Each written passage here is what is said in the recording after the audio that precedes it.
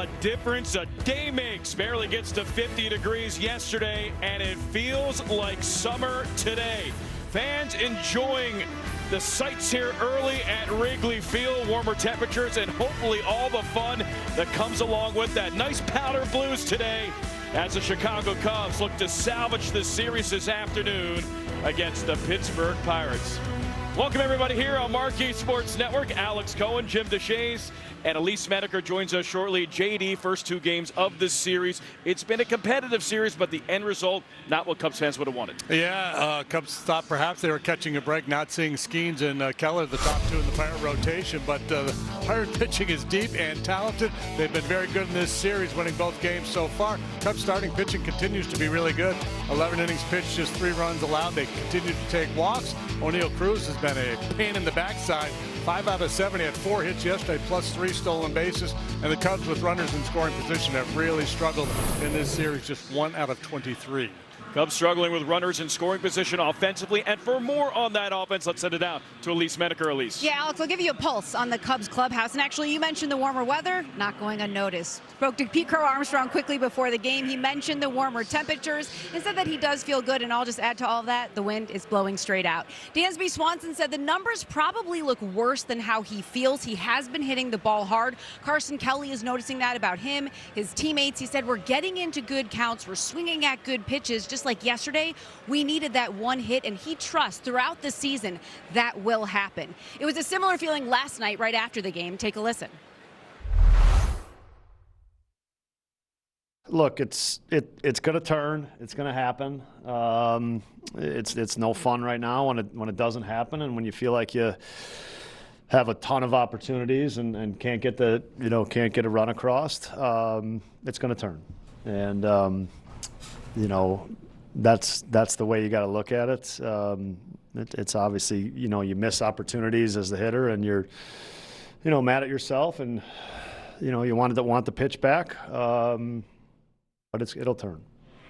And Alex Bregman echoing that, saying it'll turn, we need to be better, and we will be better. And here's some silver lining, guys. In the bigger picture, the Cubs over the last few years, they have been one of the toughest teams in baseball to sweep. So you hope that trend continues today with the W. All right, so Elise, it'll turn offensively, hopefully for the Chicago Cubs. On the mound, though, starting pitching's been really good, JD. Jameson Taillon on the bump. Yeah, J-Mo going for the 3rd time this year. First 2 pretty solid, 10 2/3. He allowed 9 hits, 3 earned runs so far. I thought he was really good last time out against Tampa Bay, at least in terms of command. Now, the issue for J-Mo, he's a fly ball guy, tends to give up the long ball. As long as they're solo shots, he should be okay, but the ball will really be jumping in this ballpark here today. All right, so Jameson Taillon on the mound for the Cubs. His opponent on the bump for the Pirates, that's Bubba Chandler. We've got to talk Bubba, and the guys in the studio will do that when we come back. Spring. Getting you closer to first pitch right here. Alex, JD, and Elise, they'll have the call momentarily. But in the meantime, Jason Kipnis and myself, Cole Wright, getting you in the know when it comes to Bubba. That's right, Bubba Chandler. Bubba. He'll be getting the starting nod today for those Pittsburgh Pirates. He's only 23 years old, and once upon a time, he was a Clemson quarterback commit. Most consecutive Wrigley Field series of 3 or more games without having the brooms broken out. 2023 until today. You do not get swept stay at in home. line. You do Don't not get swept at home. Especially by the Pittsburgh Pirates. That hasn't gone down, as we told everybody earlier, since 2017. But it's going to be a tall task getting to Bubba Chandler. It hurts more in division, but you do not get swept at home. That just should be a rule. Okay. So you should be coming to play today. The offense hasn't been what it's supposed to be early on. That's another reason to come play today. So this team should be locked in. They know that they can't get swept at home. It's kind of on their shoulders to score some runs for their pitching staff today. So you should have a locked-in 9 guys today. Okay, well, it's easier said than done to lock in when you have a guy like Bubba Chandler out there, as tall as all outside, throwing pellets from start to finish. When you think of comps to Bubba Chandler, who does he most closely remind you of? It took me a while to figure out because the motion was just replaying in my head, and I put it with Tyler Glasnow from the Dodgers right now. These are big-body guys who get on top of the ball and pull down. So now if you ask hitters, Glasnow's ball kind of has a natural cut to it. I don't know if Chandler's does yet. I'm going to watch it a little bit today. Yeah. But Glasnow's knee comes a little bit closer too. But these guys are big boys. And watch right here. Drops the arm, and they just yank down, and they get absolutely life behind this ball. Torque. So it's not just a straight pitch. It's not just 97 to 100. These are ones that kind of pick up speed as it goes. Sure. The spin rate, the life on their fastballs are different than other guys in these leagues' fastballs. Yeah, his first 3 big league appearances, they all came in relief, and it makes a whole lot of sense when you throw triple digits and you take a look at what he's been able to do in such a small sample size. Do you think that he's always looking to be at his best because he has one of the game's best in that rotation with him? When Paul Skeens is in that same 5-man, you always want to put that best foot forward, right? Iron sharpens iron. It I does. think it's good to learn from one of the best. I think he's, like we said earlier, I think he's still more of an athlete, still learning how to fully be a pitcher. But when you're that athletic with this good of stuff, if he figures it out, he's going to be just as dangerous as Paul. Absolutely. And when 100 miles comes in, what happens when it goes out? Goes a little bit further. It gets out of there nice and quick. And with the wind howling today, all you have to do is just get out there, out front. That's where the party's at, and just touch something. Ballpark pal. Heyo. Hey, what's going on, friend? 20-mile-an-hour wind blowing straight out at Wrigley, the ballpark pal. Sims projecting 3.5 homers in this game. Let's hope they're for us. Yeah, the Sims. Hope for us. Did you play that game back in the day? I'm sure I did. I'm sure I built like a small town and then got bored and ran outside. Yeah, that and Oregon This game, Trail. there's my game. Let's wish a little bad fortune, just like the Oregon Trail, on the Pittsburgh Pirates. Clark, I'm going to need you to clean it up, man. It's all about the short game. Drive for show and putt for dough. The Sunday red on, too, doesn't Clark. know that. Also doesn't know that you need to wear pants. Might get picked up for public indecency. The gang, they have the call. We'll catch you when all the dust settles. Go Cubs.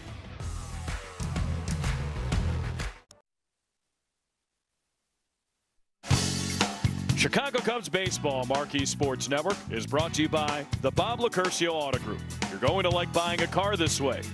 By Circa Sports. And by your local Hyundai dealer. Find the dealer nearest you at buyhyundai.com. Back here at Wrigley Field, it feels like a summer day. Alex Cohen, Jim Deshaies, Elise Smedeker. Cubs tried to salvage their series against the Pirates. It's time for our keys to the game, brought to you by your local Hyundai dealer. JD, what do we got? Yeah, I'll focus on the top of the batting order for the Pirates. O'Neal Cruz got a 10-game hitting streak going, in which he's batting .415. He had 4 hits yesterday, really hitting the ball hard. Pirate pen depleted. 4 of their top leverage guys have worked in both of the first 2 games of the series, so pretty good chance they're not available today. So work that pitch count on Chandler may be a real key to this one. And the air, to air, is human. Balls in the air could be problematic here today. Maybe Ian can get one airborne. Maybe Bregman, who knows? Quality keys, Jamison Tyone on the bump for the Cubs. We'll talk starting lineups, first pitch coming up next. We are back here at Wrigley Field, about to get things started. Cubs taking on the Pirates here from Wrigley Field. Cubs trying to salvage the series. Yesterday it felt like 50 degrees and the wind was blowing in. Today, look at these hitting conditions, Jim Deshaies. Yeah, not a fun day to pitch if you're a fly ball guy. The bottom line is you got to make them solo if they leave the yard. Don't walk anybody. 34 feet to center field. That's plus. All right, so a lot of wind here at Wrigley Field. Let's send it down to Elise Smedeker. A little pivot here for some roster moves, Elise. Yeah, so there's another injury to the pitching staff, and that is to Hunter Harvey. He has been placed on the 15-day IL with right triceps inflammation. Lefty has been recalled from Iowa. That is Charlie Burns. Now, really for Charlie, they're looking for length. They want to make sure they can cover innings today. Now, as for Harvey, you know, we do know his injury past, and so they want to be careful here. That's in part why they're putting him on the IL, but also because he was having trouble recovering. So they want to just press pause for now, make sure they catch anything before it gets worse. You're also pressing pause very momentarily on Michael Busch, at least making the start. Even though it is a righty, it's the first time that Busch hasn't started against a righty since September of 2024. But look, Craig Counsell, he was very blunt with me, said he is 0 for 30. That is Michael Busch. So he needs a reset, especially when you're at the plate and you start to get in that mode where you're thinking about mechanics. And so Michael Busch said, I do need to rely on the mechanics, the foundation I have built the last few years, but wants to think about timing and pitch selection to get back into a good spot. But also just thinking about this team, guys, whatever it takes to win. Matt Shaw thinking the same thing. He is making his first start at first base today. Matt Shaw at first, Michael Busch on the bench at least to start the game. And Jamison Tyone on the bump against his former team. J-Mo, the second overall pick by the Pirates in the 2010 draft out of the Woodlands High School down in Texas outside of Houston. He's a fly ball guy, and because of that he gives up a fair number of home runs, but he doesn't walk people, so generally they don't hurt him all that much.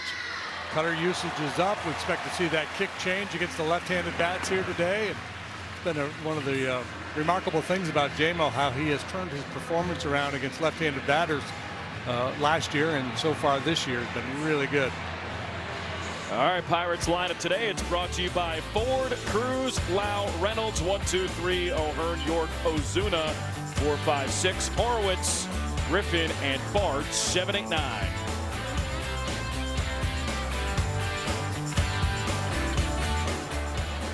So here's Oneil Cruz. Fourth 4+ hit game of his career yesterday, and he takes a first pitch for a strike here today, and we are underway. Typical of J-Mo, a lot of first pitch strikes when he's on his game.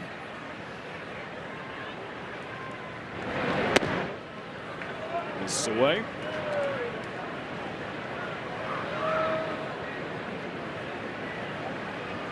Oneil Cruz, 5 hits this series. That in the air to right. Seiya Suzuki backs in with PCA. And Oneil Cruz leaves the yard.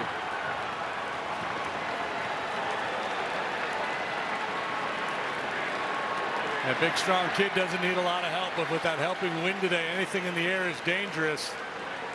The trajectory of that one gave you hope that it would stay in the yard, because it was a moonshot. This guy hits the ball as hard as anybody in Major League Baseball. Watch how high this is leaving the bat. He was long and strong, and that ball just carried way out of here. Halfway into the bleachers, 5th home run of the season for Oneil Cruz.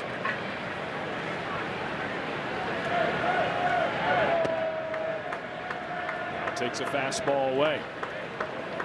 That's one way to increase your hitting streak to 11 games. Leadoff homer.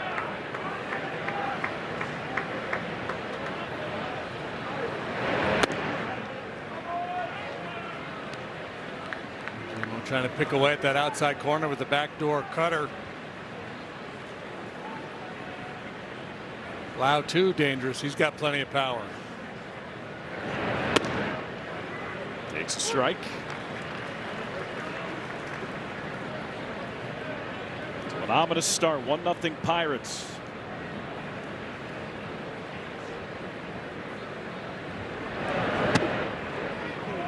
Just misses.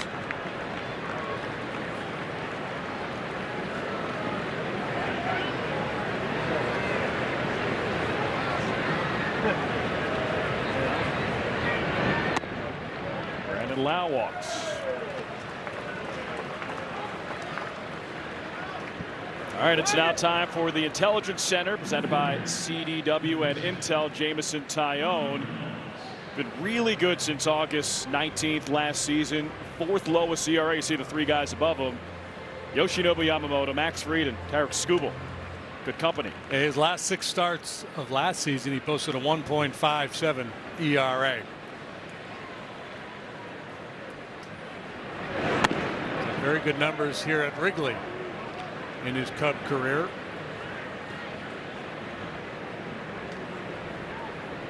He's trying to stay away from slug right now. Bruce homer, Lau walked. Reynolds has already homered this series. He swings through that one. And there's that good kick change.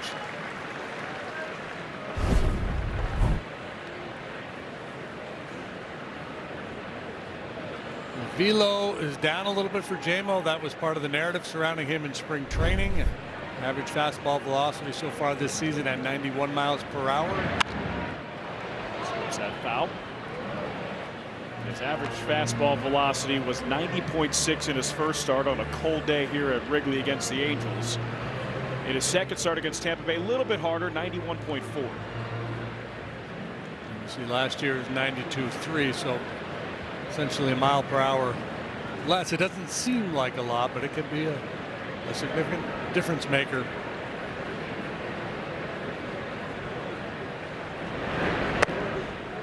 This is high at 92. And the other thing you're looking for, if you're throwing 92 in the first inning, can you hold that velocity throughout your outing.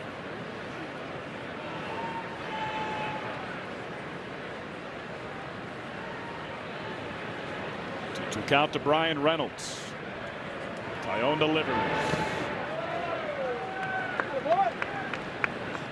His pitch frequency this season, albeit small sample size, throws his fastball about 30% of the time. Cutter about 27%. Looks aligned with his 2024 pitch representation, not as much last season.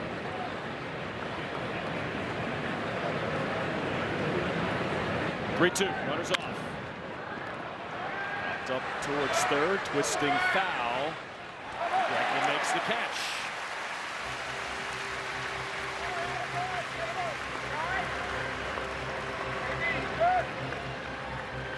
Thought initially this ball was going to slice out of play. Just great concentration by Bregman. You saw him there peek to find the barrier.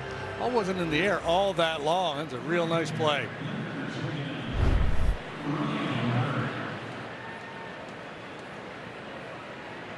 So one out in the first. Power hitting left-handed bat. Ryan O'Hearn up.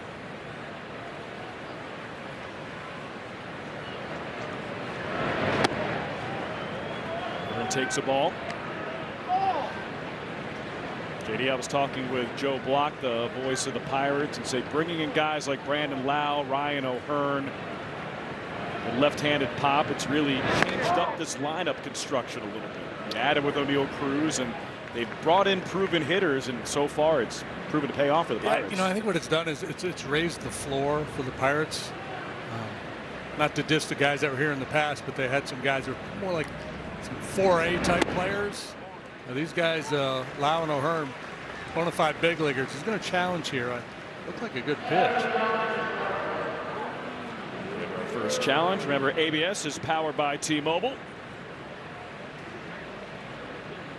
So a bunch of challenges late. Get one early. Call is confirmed. Pittsburgh has one challenge remaining. That's a bad challenge to burn that this early in the ball game.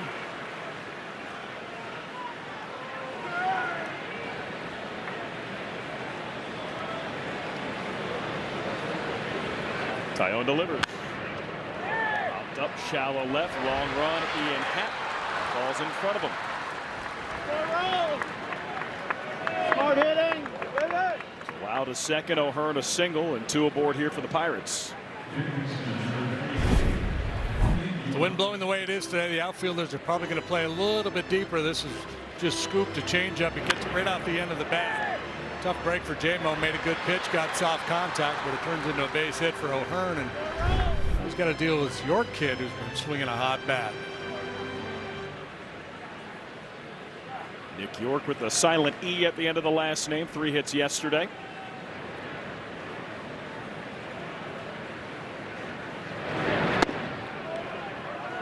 Takes the first pitch ball.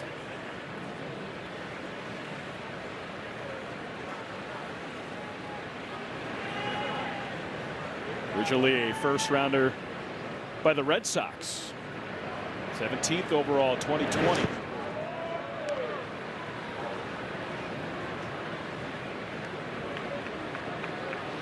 J-Mo normally really aggressive, a lot of first pitch strikes, but you can understand his thinking here today. He gives up that home run to Cruz to start the ball game. The wind's howling, so you got to be a little bit more particular.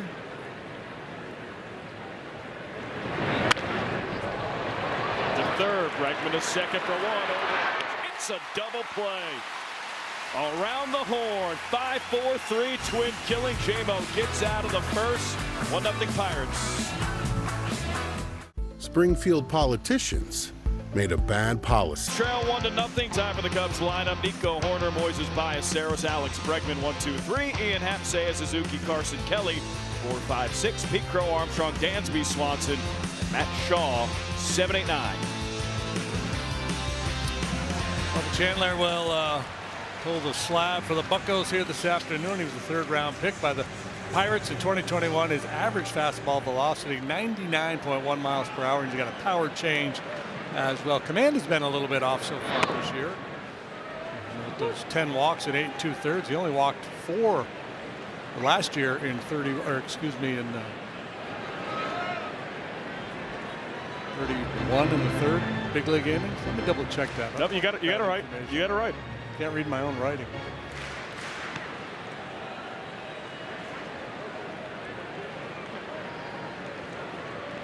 A 1 to Nico. In the air to right. Ozuna back. Catch made. It's actually O'Hearn back.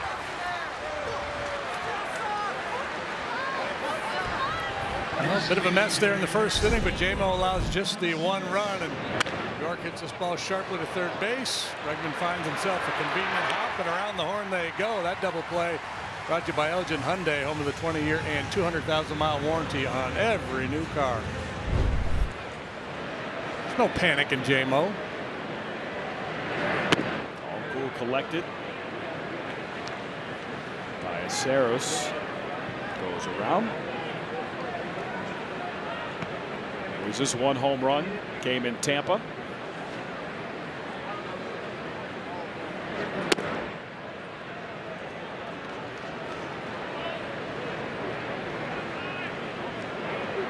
Pitcher is challenging the ball call. That's a bold challenge. Having just 1 left in the bottom of the first. And we'll still have 1 left.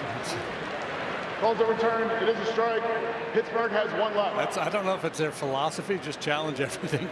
I mean, they got it right, but that's a weird time to use that challenge. Nobody on, 1 out in the first. I'd say so.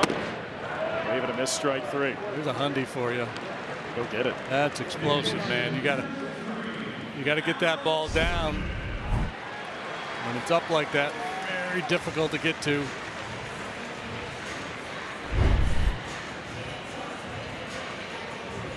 Bregman can handle a high heat. Let's see if he can do a little damage here today off this kid. Hey. How you doing?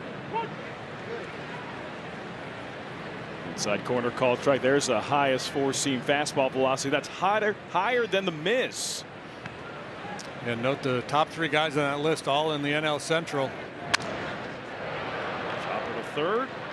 York to first. 1-2-3 inning for Bubba Chandler.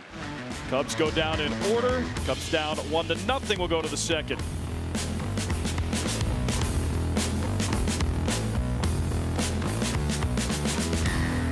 Important or needed? I mean, don't we all, right? And so we said about spring training that it can be a place where, yeah, you can tinker. And so it got to the point, the end of spring, he and Tommy was like, look, I know this is crazy, but we've got to just start executing pitches, and we can't worry about getting the weight in your back leg or working on this with your arm. And he said it is tough that this past year in particular to pitch in Arizona. It was really hot. So the pitch shapes aren't the same. The ball is flying.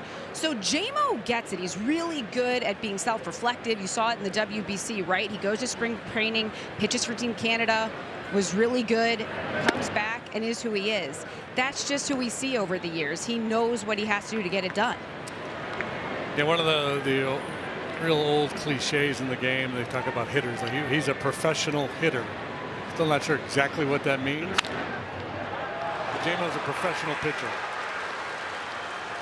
Marcell Ozuna, first hit of the series. Leadoff single in the top of the second. Ozuna had come into this game with decent numbers against J-Mo. He was 8 out of 19 against him. Really scuffling to start the season. 2 for 39 prior to that hit right there.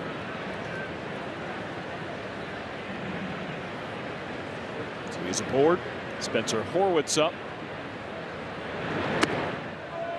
Aside from the leadoff home run from O'Neill Cruz, you had the bloop hit from Ryan O'Hearn in the first and the 5-4-3 double play. Ozuna got jammed, hit at 88.5 miles per hour and lofts it into left, so not as much hard contact aside from O'Neill Cruz. Waiting to miss.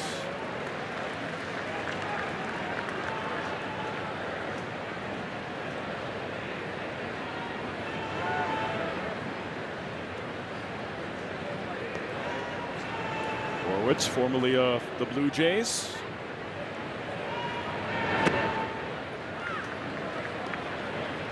Now, JD, the reputation for J-Mo is the propensity to give up solo home runs. The home run to O'Neill Cruz snaps an 18-game streak of not allowing a home run at Wrigley Field. Just didn't allow home runs at home much.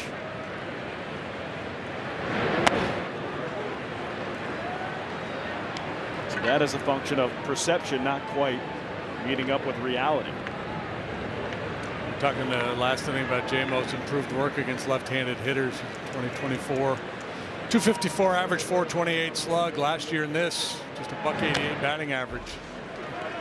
The guy has been around a long time, able to make the adjustment. Identified an area of concern, developed that kick change, and been really good against the lefty bat since then. Pitch that he's not only developed but found comfort in really just over the last 2 or 3 seasons.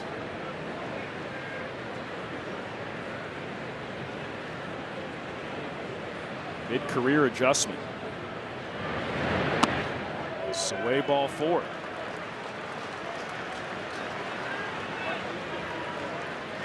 So Jameson Taillon at Wrigley, making his 27th start, coming into today. A 2.45 ERA and 154 1/3 innings. So it's pretty much a full season worth at Wrigley Field for J-Mo, and opponents hitting just 214 against him. A couple of guys aboard here, and Tommy Hotovy wants to have a chat. Get him back online.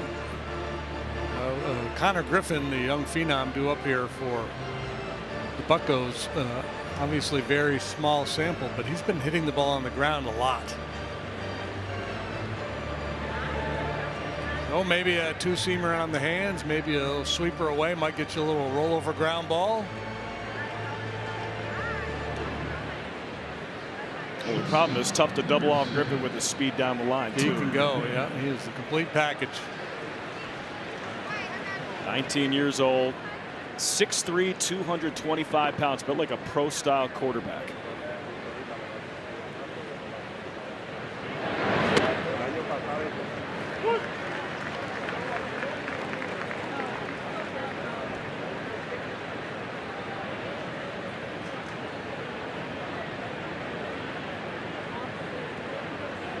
A 1. Now the base is loaded.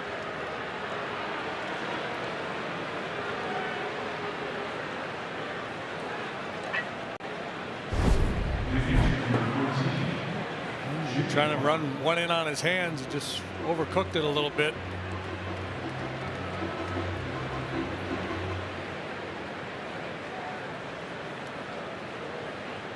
A troublesome situation. Bases loaded, nobody out. Pitch to Joey Barton. Wave and a miss. Well, so far this year, and it's only 15 at bats. A lot of strikeouts for Bart, and unlike Griffin, if he hits it on the ground, he's very much a double play candidate. Did not run well. Joey Bart, former number 2 overall pick. Georgia Tech. Started with the Giants, now with the Pirates. 3rd season with Pittsburgh. 2-shot foul.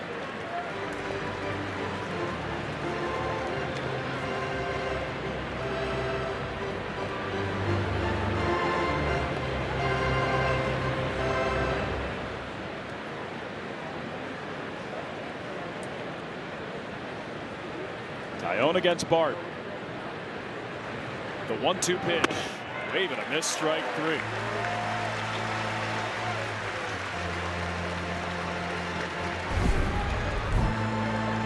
Breaking ball right through the heart of the zone.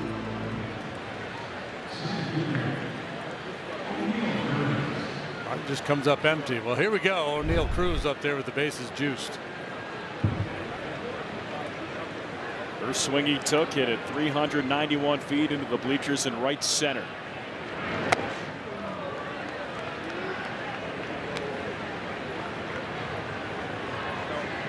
Cruz last year much better against righties than against lefties. This year hitting against righties and lefties.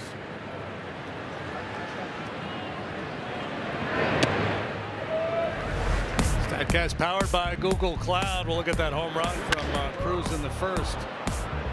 That launching. This ball is skied. I'm not getting on that roller coaster. It's like a Jim Deshaies lob wedge.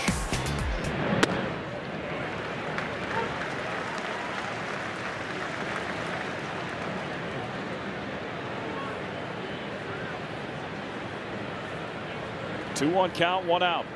Bags full of Pirates. Tyone delivers.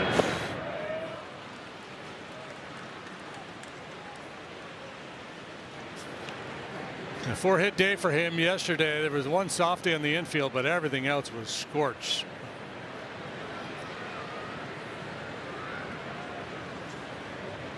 Year in, year out, you're going to find him near the top of the leaderboard and exit velo. It's a strike.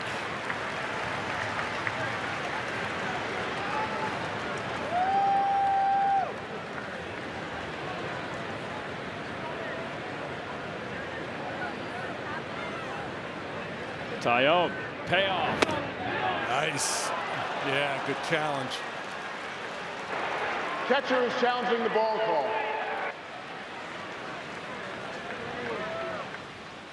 He was heading to first base, but I think he's going to be making a right turn here. You thought right. Call is overturned.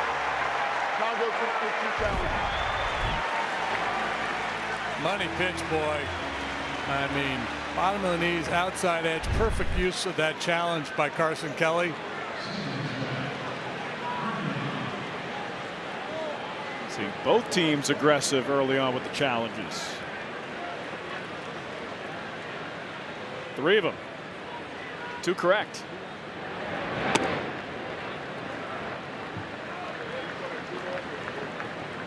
But JD, the Pirates challenges a little bit more aggressive than this one from Carson Kelly, which was necessary with a 3-2 pitch, bases low. Yeah, you talk about leverage situations. Brandon Lau to right. Seiya Suzuki back at the warning track, and it's a grand slam.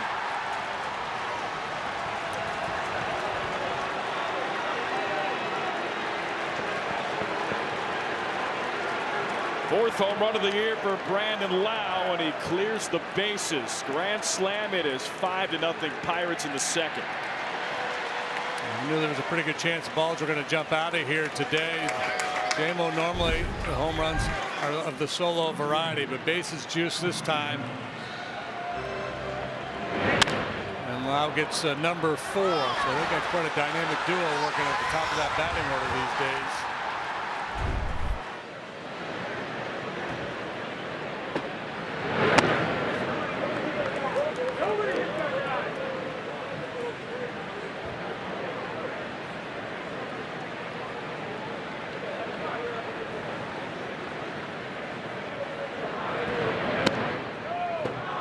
Takes a strike.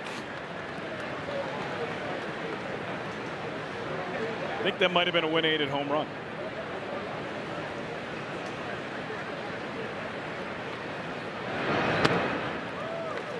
So a plus 29 feet to right field of that landed second row of the bleachers.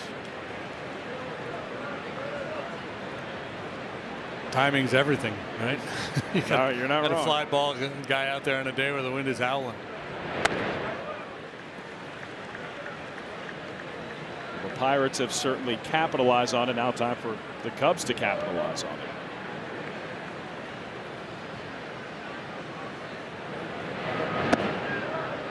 This is away.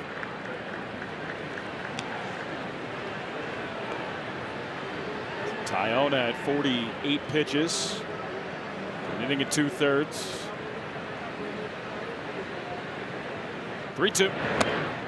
Gonna miss strike 3, so Tyone strikes out a trio. So the Pirates get a grand slam from Brandon Lau. Cubs have Ian Happ to start things off at the bottom of the second. They're down 5-0.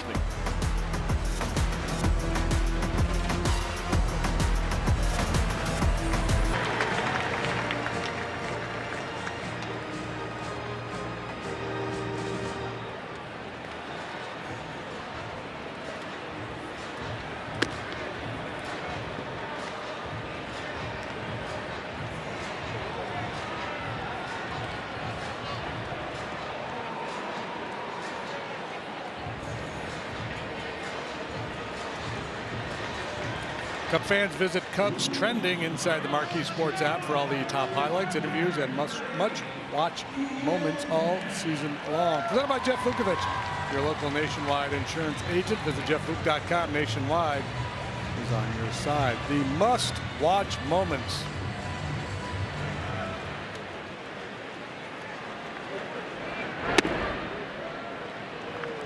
Takes the first pitch low. Well, if the Cubs were to come back in this one, it would be a must-watch moment. They're down 5-0 in the second. They have not had a come-from-behind win yet this year. Rallied from 3 down yesterday to tie the game. Lost in 11. Runners on second and third, nobody out in the bottom of the 11th, and could not push a run across.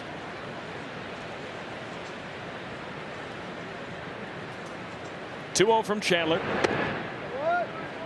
An easy 98. Taken for a strike. They're down a bunch, but as my grandmother used to say, you got lots of time.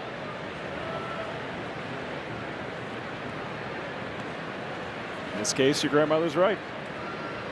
Bottom 2. The in-check swing didn't go around.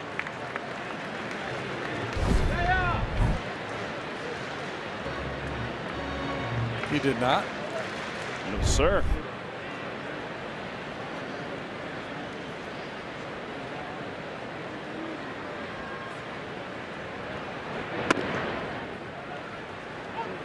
Takes a strike. Chandler, a tremendous athlete, was recruited to play football at Clemson. He's also a really good hitter. Some thought maybe he'd be a shortstop. Leadoff walk, 3 and half.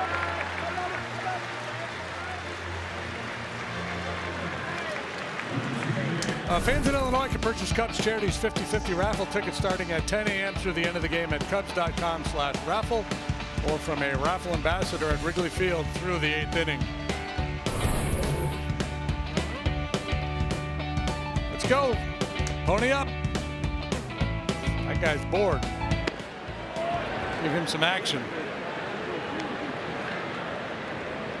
Nice crowd today. Hopefully will as the game goes on. They had plenty of time yesterday. What took 3 hours and 40 minutes? Yesterday's time of game.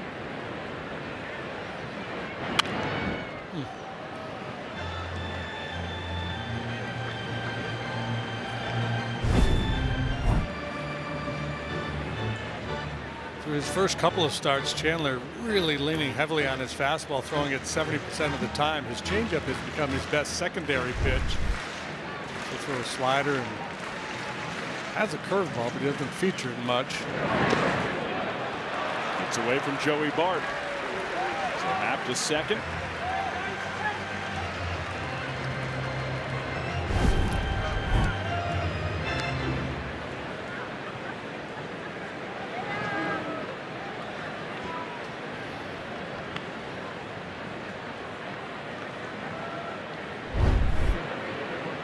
Game back for Seiya Suzuki.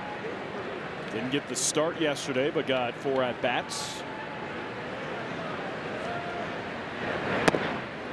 Yeah, just trying to ease him back into action. The plan is to have him DH once or twice over in Philly. That's where the Cubs had after the ball game today. Just a 3-game set with the Phils, and right back here with the Mets next weekend. And then they play the Phillies again. So a lot of NL East. Seiya deep to left field. It's twisting foul, and it goes out of play.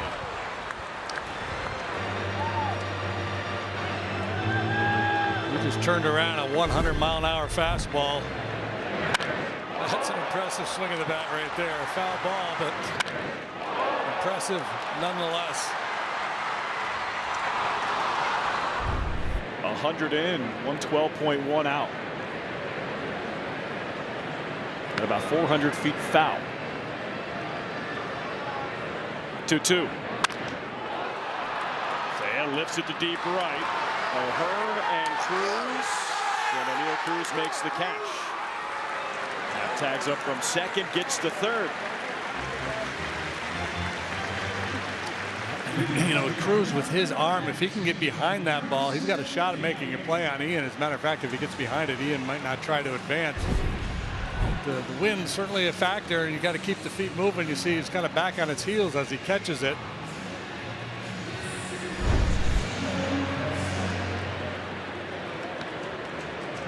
So after third, less than 2 outs.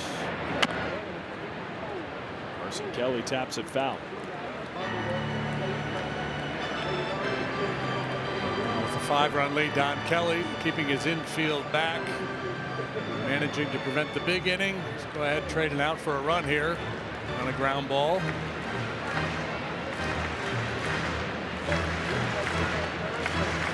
Kelly's drawn 4 walks this series.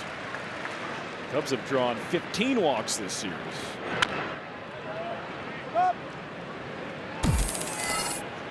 Our hit rate this season in the National League, Fernando Tatis Jr., Jordan Walker's had a big start, and then 2 Cubs, Dansby Swanson and Carson Kelly.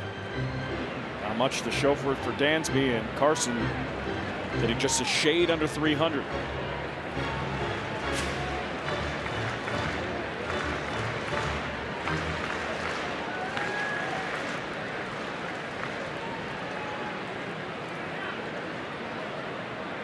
Oh, 2. Pop up foul.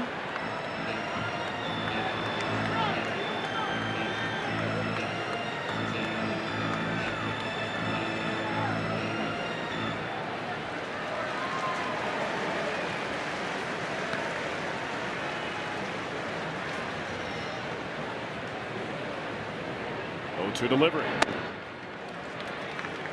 Cubs are down 5-0. Last season they came back from 5-run deficits twice, once in Cincinnati. It was on May 25th, once at home against the Braves on September 1st.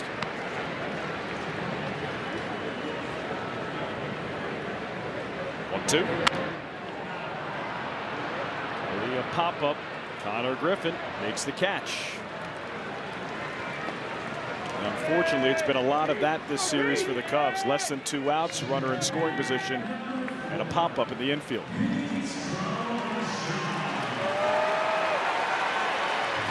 Chance for PCA to bail everybody out here and get this run home.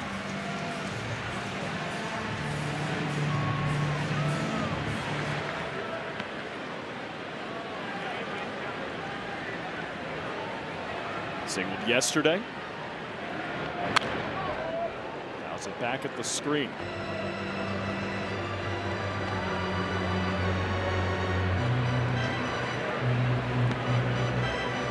Pete with 1 home run also came in Tampa. A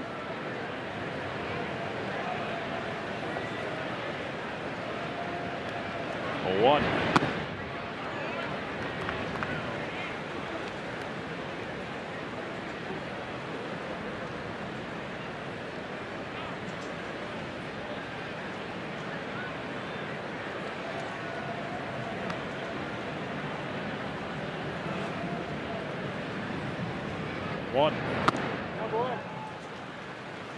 So you're seeing secondaries here from Bubba Chandler. That was a 92-mile-per-hour changeup.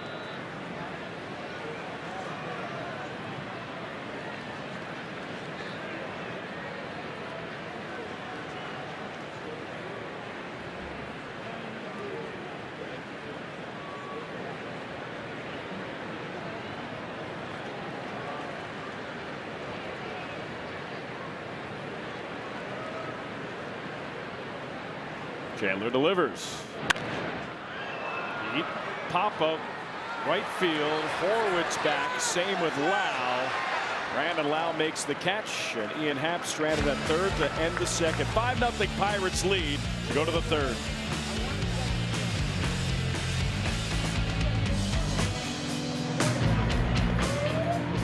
Challenges in this game early to already have 3, and I talked to Carson Kelly just about now the responsibility, the extra responsibility that's put on catchers to use the ABS system, and he said they're still trying to figure out the right time to use the challenges. You know, you're debating between trusting the eye and the situation, and I thought last inning was a good example of, though, even though it was early in the game, it was a good challenge by Carson Kelly because it was bases loaded, a good hitter up, the difference between a strikeout or a walk. as O'Hearn there grounds out to first base. Matt Shaw, first baseman. And so I just wanted to bring it up because it's interesting to hear how they're still trying to figure that out, but yet still able to adapt on the fly and trust their gut in those big moments. It was definitely a good challenge. And JD, I talked to you about this earlier this weekend, sort of an ambivalence or a hesitancy for the experienced players to challenge as they get into this new era of baseball. And it seems like really both teams so far in this series especially have been more aggressive with that. Yeah, I would imagine for the guys that experience it in the minor leagues, it's a little bit easier for them, right? They're kind of used to it. The veteran major league players, it's their first go around with it. And not so much the catchers, but the hitters. I think it's the timing of it all. It's a little bit of an issue. They only have 2 seconds, and nobody's really running the clock. So it's basically the umpire's judgment as to whether they challenged in time. And you know, there's a lot going on when you're standing in the batter's box at this level. We saw one yesterday. I think it was Nick Gonzalez, where he tried to recant his challenge, and then he was glad he didn't. Got the call right. Called strike. And I think what's happening now is clubs are telling their guys, they're just giving them a sense as the game progresses. You know, this would be a good inning to be aggressive. This is the time of game where it might make sense to be aggressive. Wilk strikes out swinging. 2 quick outs in the 3rd. Well, it's strikeout number 4 for J-Mo, and he's just trying to hold the line here, see if he can give the Cubs a couple more scoreless innings, keep them in the ball game, and give the offense a chance to get clicking.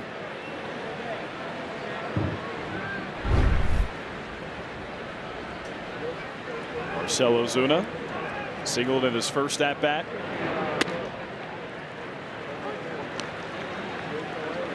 But it's interesting. You look at yesterday, and there was a couple pitches where you saw Ian Happ talking with the on-plate umpire, Dansby Swanson talking with the on-plate umpire.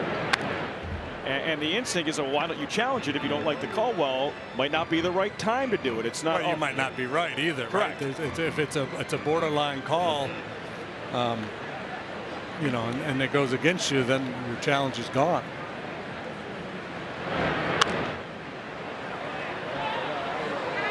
Pop up towards first. Shaw makes the catch. 1-2-3 inning for Jamison Tyone in the top of the 3rd. 5-0. Cubs still trail to go to the bottom of the 3rd. Live odds brought to you by Bet365, where winning is everything. Dansby Swanson hit a home run this at bat, plus 1,400.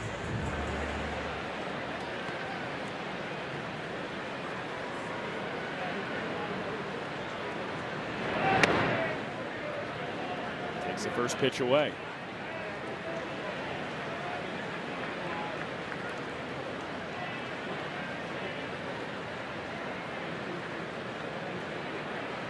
He does have 1 home run this season.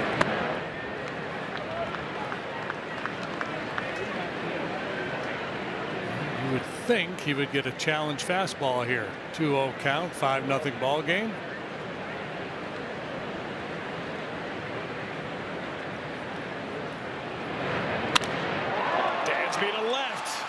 Reynolds back at the wall. It's gone.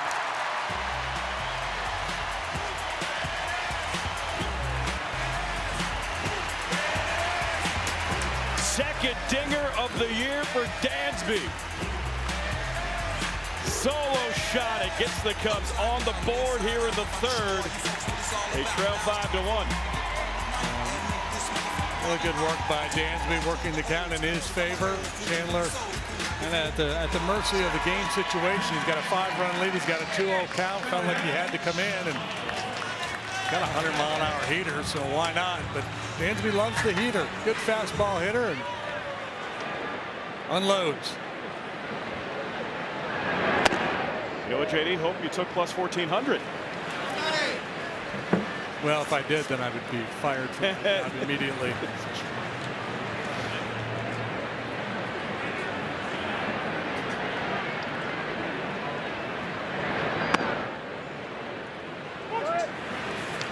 Dansby Swanson, a hard hit ball. This one finds the seats.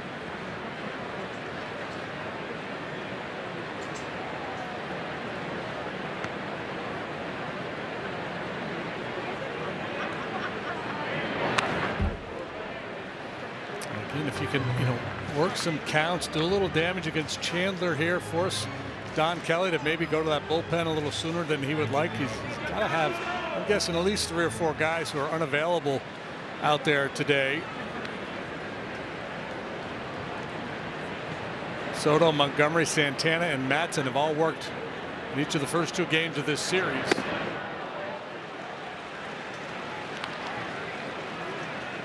Home Run Replay is brought to you by Toyota, official vehicle of the Chicago Cubs. Normally we count on Dansby for 20 or so home runs. Here's number 2. Got on that fastball from Chandler.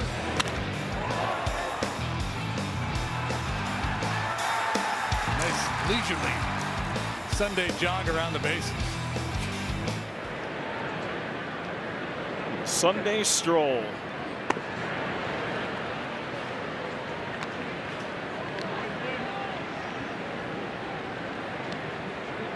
Dansby Swanson, that was his 19th career homer against the Pirates. 67 games.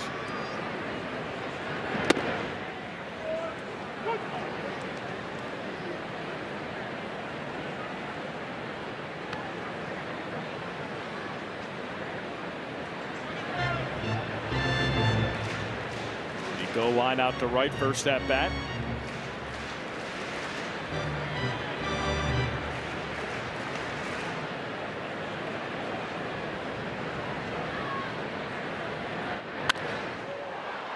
Go, lifts it to left center. But it's playable. O'Neill Cruz, 2 outs.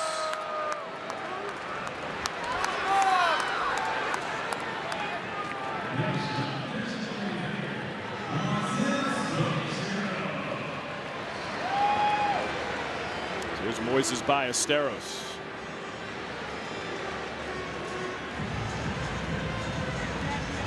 Talked to Moises earlier this week. Says what he's done to try to get calibrated and recalibrated this year. Let's take it for a strike. He was watching his film from last year in AAA Iowa. I said, why that? And he points at the screen. He goes, timing. And my timing at that time was perfect. It doesn't matter what level you're at. The timing's good. You want to reconfigure your swing to that. As Moises out to center. O'Neill Cruz back at the wall. It's gone.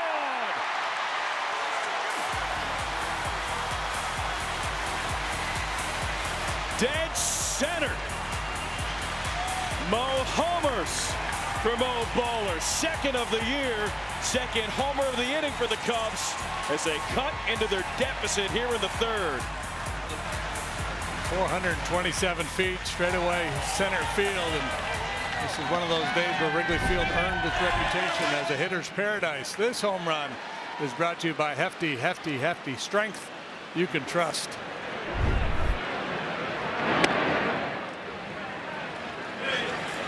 JD, it kind of has the feel of that Cubs Diamondbacks game last season here at Wrigley. Ball absolutely flying. Already seen 4 homers today. It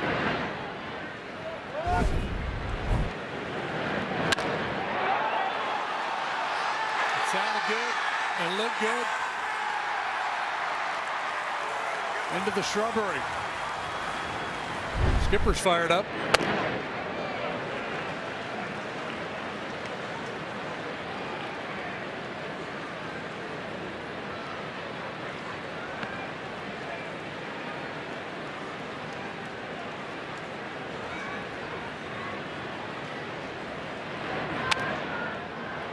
Pulls it foul.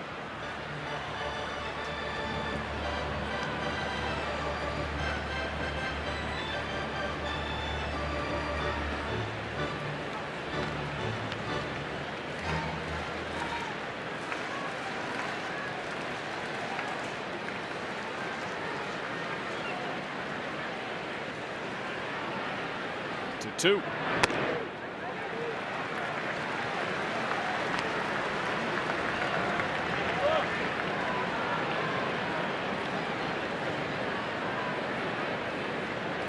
Bregman, 2 home runs this season. Both of them hit here in the same game. 3 hits this series, 2 yesterday. And here's the payoff pitch. A 2-out walk for Alex Bregman. And now, JD, you think back to the early missed challenge for the Pirates. Saw the entire right side of the infield going towards the dugout. Maybe if they had their full array of challenges, they would make one there, although I think it still wasn't ball. It looked like Bart was contemplating.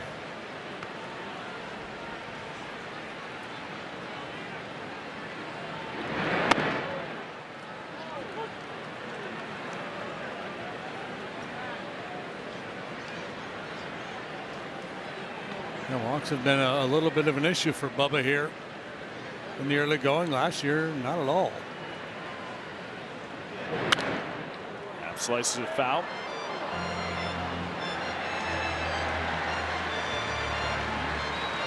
Bubba walked 6 in his first start against Cincinnati, 4 in his second start against the Padres. Talked with the media after that start. He was very critical of himself.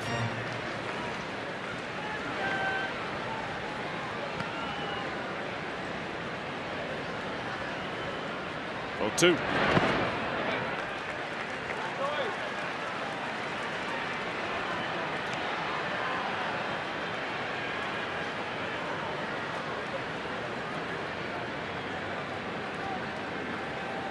All the runs this game scored via the long ball.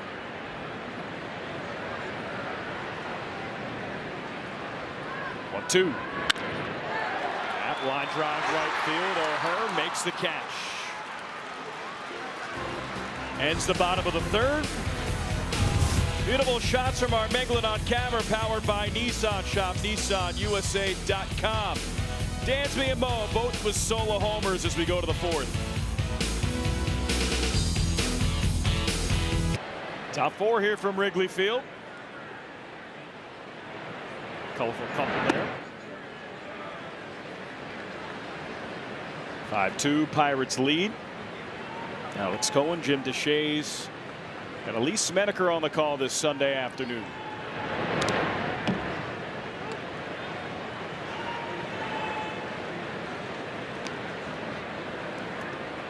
JD, as a former pitcher, probably would have been nice to pitch at Wrigley Field yesterday. Not as much today. No, not so much today. No, I'm being a fly ball guy.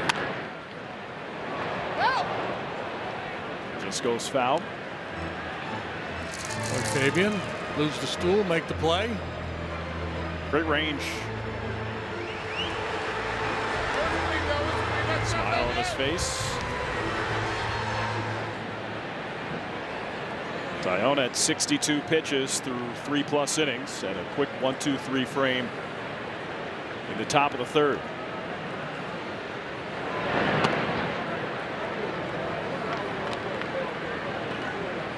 We've seen 4 homers, 3 solo shots, and a grand slam from Brandon Lau. Wave and a miss. Strike 3. All right, time to play mound ball, presented by Tasty Trade. Ball stays on the mound. Cup season ticket holder Kevin Larson won the 5,000 Tasty Trade jackpot. Yes, sir, he won. 5K. Congrats to Kevin for winning today's edition of Mound Ball, presented by Tasty Trade. Stocks, options, futures, crypto. I'd be pumped too, Kevin. Out of the third. The first 2 quick outs.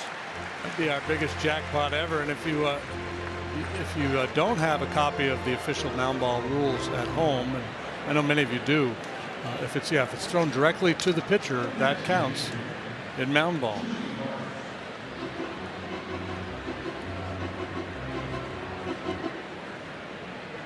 So thank you, Jamison Tyone, with the assist from Alan Porter.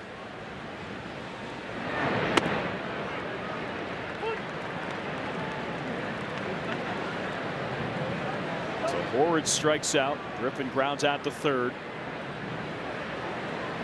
Now an 0-1 count to Joey Bart.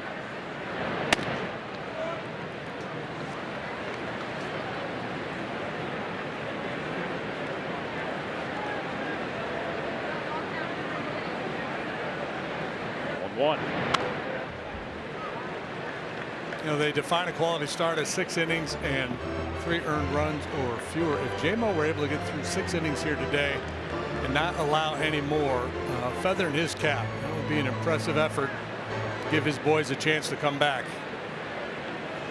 Especially with a tax bullpen from this series. Lee Smedeker talked to it about his pregame. Cubs did make a move. Hunter Harvey placed on the injured list. Charlie Barnes added to the 40-man roster, promoted from AAA Iowa to the Cubs for some length out of the bullpen.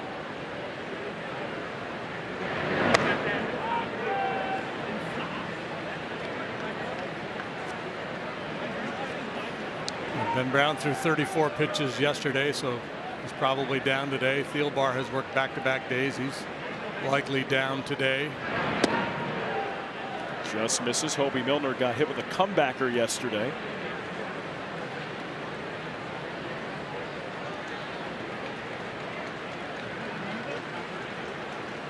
Three-two.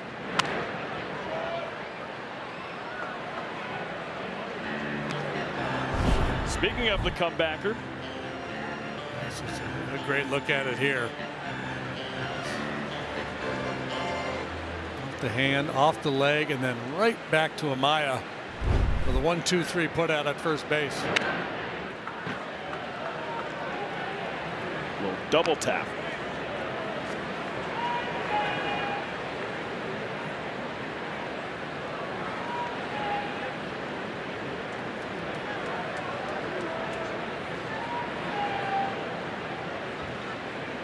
Another 3-2 from J-Mo.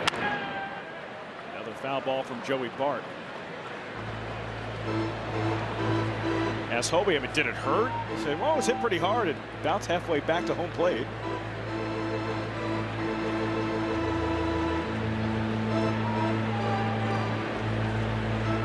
Yeah, I would imagine it's a little tender today. Even a missed strike three. Jamison Taillon back-to-back 1-2-3 innings. Cubs down 5-2, but Seiya Suzuki up. Start the bottom of the fourth coming up next. Cubs fans, guess what? More me. You're lucky. Lance and I are recording a brand new episode of Cubs Now after this game, and we want to hear from you. Send us your hottest Cubs take on X by using the hashtag Cubs Now, and you might see your tweet featured tomorrow when it drops. Watch on YouTube or listen wherever you can get your podcasts. Should be a spicy one. Might have been down. Belushi in the house. Yes, we do want some home runs, Jim Belushi. Especially with this guy up. Foul ball to third. York, long throw, one away.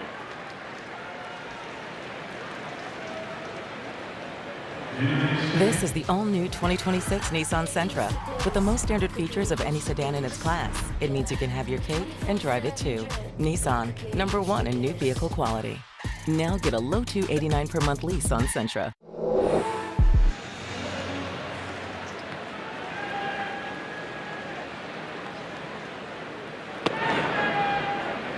Carson Kelly takes a strike.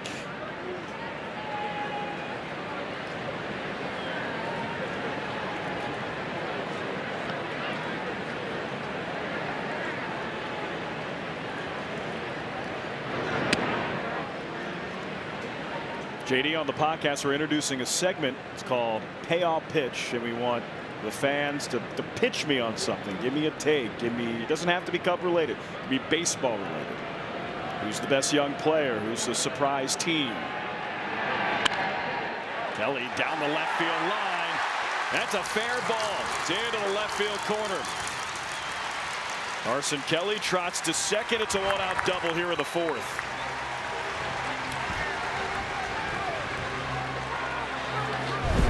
Kelly just off to a great start this year, as he was early last year. Hanging breaking ball this time from Chandler, ripped right down the third base line. Got himself a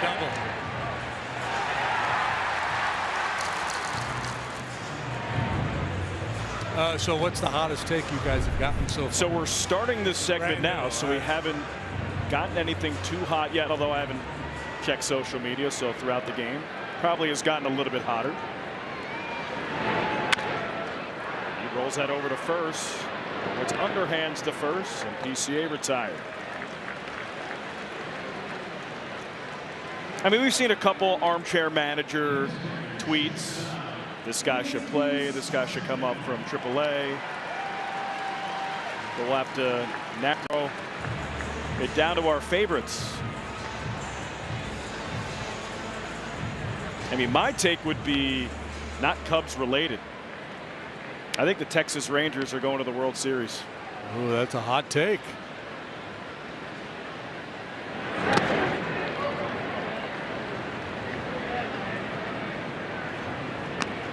And you're basing that on? I think they have a good starting pitching. Take a look at this pick real quick. I think their starting pitching is more than good enough. I think that Corey Seager and Wyatt Langford, if they're healthy,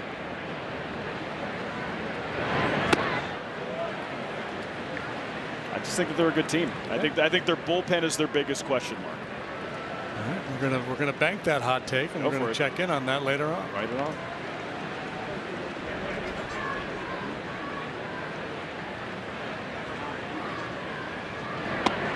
Check swing from Dansby. Held up. You got a spicy one? I have got no spice. No spice? Zero tolerance for spice. No hot takes yet. Still formulating.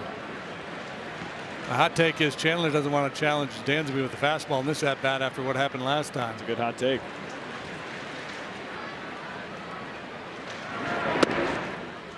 Spinning hit, change ups, spiked one.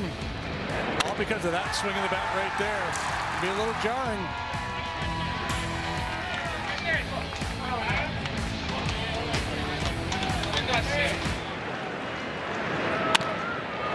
Dansby grounded to short. Griffin gobbles it up to the first, and it ends the bottom of the fourth. Cubs strand a base runner. They're down 5-2 as we go to the fifth here from Wrigley Field.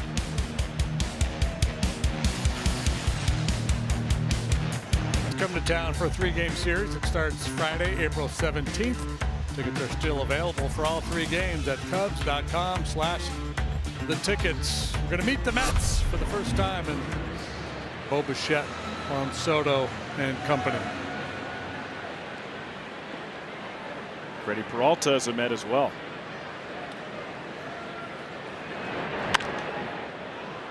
Cruz pulls that foul. Talked earlier about J-Mo not panicking under duress. Well, after giving up that grand slam, he's retired 7 in a row. But now he's dealing with the top of the order for the 3rd time. There's a changeup there. O'Neal Cruz to start off this game. Hit his 5th home run of the season.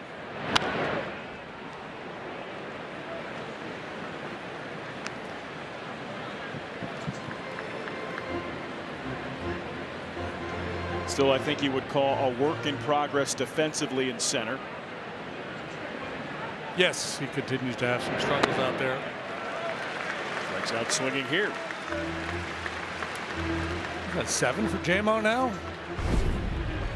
1, 2, 3, 4, 5, 6, 7 punch outs, and the breaking ball has been a real nice weapon as he moves through these bucko hitters for the 2nd and 3rd time.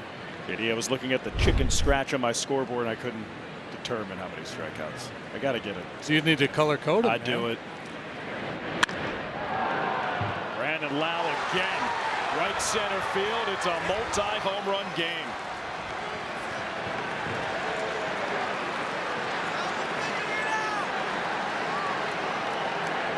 First one got a lot of help from the wind. This one I don't think needed a whole lot. He jumped all over that one from J-Mo. Second multi-home run game of the season for Brandon Lau. It's 6-2 Pirates. That's just center cut. 92 right through the heart of the zone. J-Mo trying to get the jump on Lau. Lau ambushes him.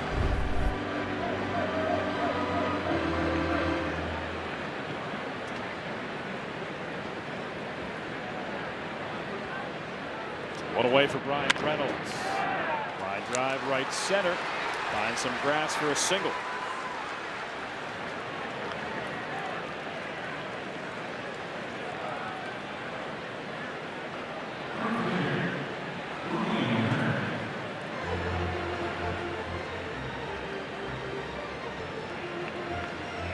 So Ryan O'Hearn up.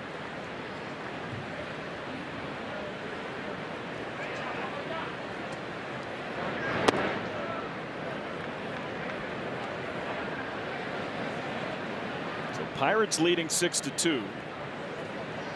With a win today, it'd be their first time 5 games over 500 since 2024. Right around this time 2 years ago, Ethan Roberts warming up in the Cubs bullpen. It was early in 2024. It was on April 15th.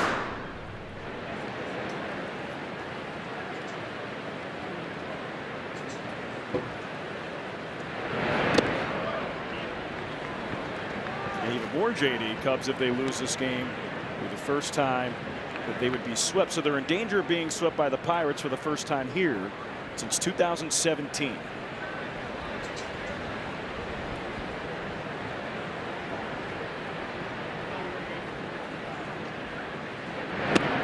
But as your grandmom said, a lot of time left.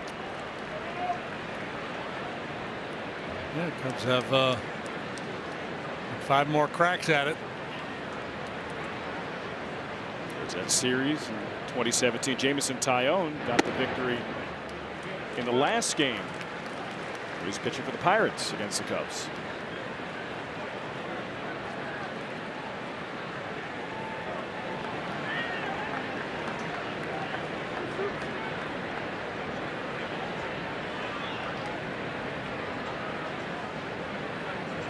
Three-two, runners off. Swing and a miss, strike 3. Throw down to second. And it's not in time.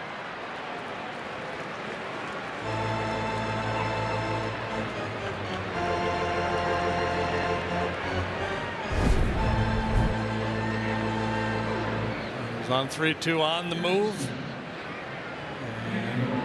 Kelly gets off a pretty strong throw, but Reynolds in there ahead of it to throw a little bit on the shortstop side.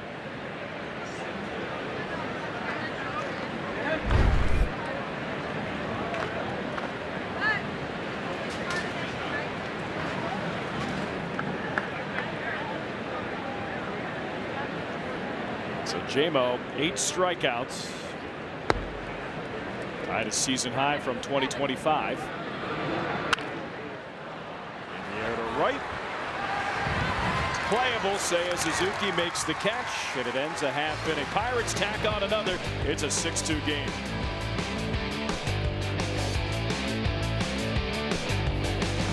Anniversary collection. Shop caps and more at ivyshops.com or at the Cubs store at Gallagher Way.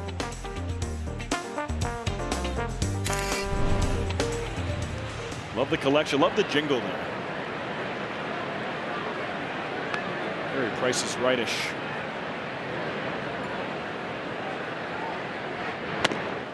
Swings and misses.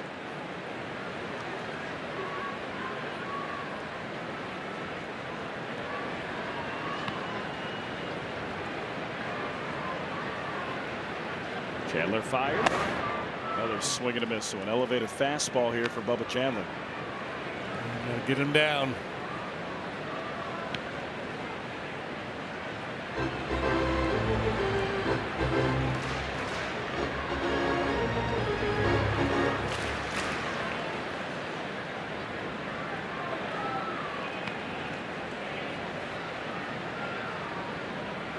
The 0-2 pitch. Protective. Shaw stays alive.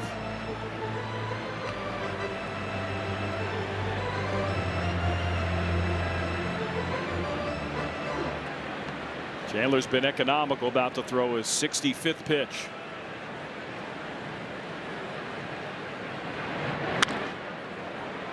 Shaw again fouls it away.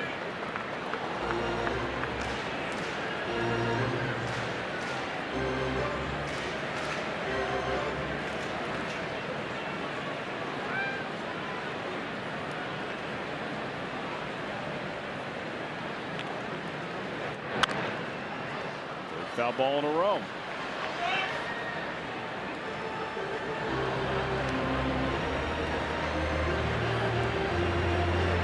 Cubs 2 runs so far and a pair of solo homers.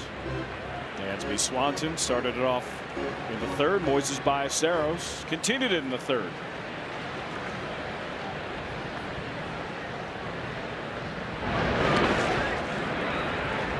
Shaw takes it in the dirt. And you were talking about Jamison Tyone facing this Pirates lineup, third trip around the order. Bubba Chandler about to do so with the Cubs lineup.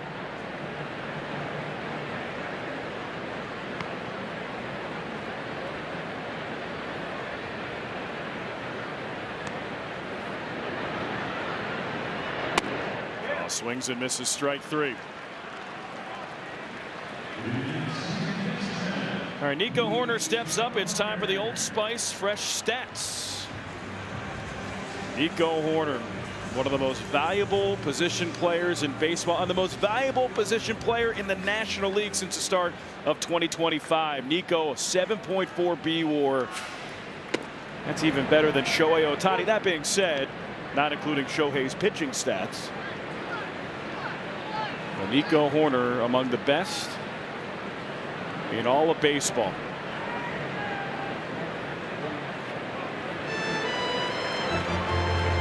He had a challenge there, but I guess it's just picking up some trash. Way to go, Q.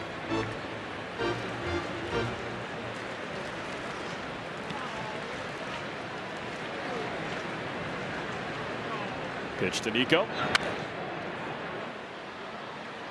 Foul. Well, with this challenge system and the hitters being able to tap the helmet, it gets fun when it's windy. What if the helmet's falling off? You have to hold it up. Yeah, somebody takes a big swing. I guess you wouldn't challenge if you took a big swing, would you? Probably not. I didn't go.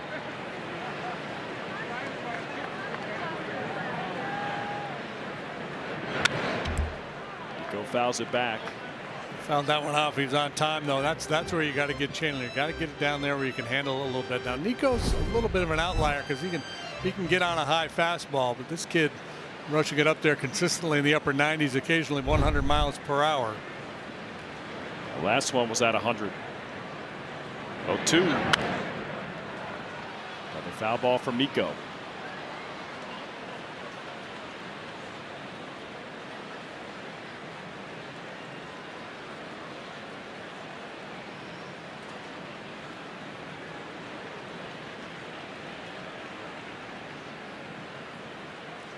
Chandler delivers. Nico stays alive.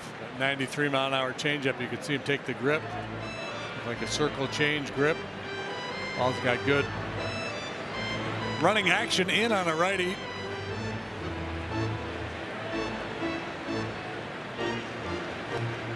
.93-mile-per-hour changeup and still a 5 to 6 mile-per-hour speed difference between that and a fastball. You look at the grip and then the action on that pitch. Oh. Nico right off the shin bone. Flush.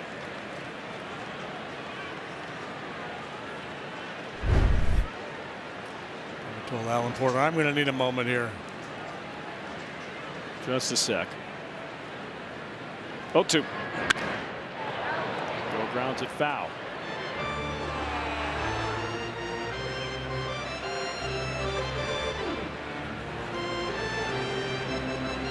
Nothing else, they're pushing the pitch count up a little bit here in this inning with all the foul balls. Chandler about to throw his 75th pitch. He does. Go line drive into center. It's a single. That's good work by Nico, man. Fouls off some tough pitches. Gets a slider up a little bit, delivers a line drive single.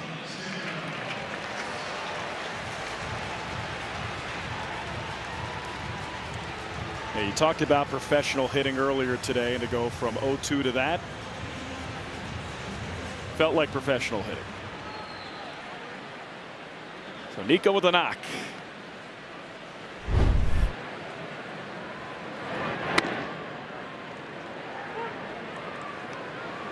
Moises Ballesteros.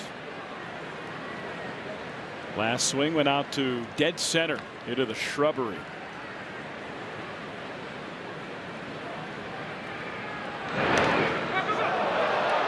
gets away, and Nico thought about heading to second, holds up at the last second.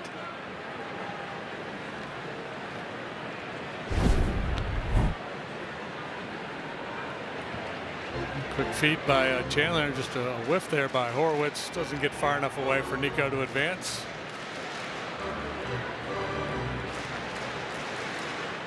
Don't want to take too many risks on the bases here today.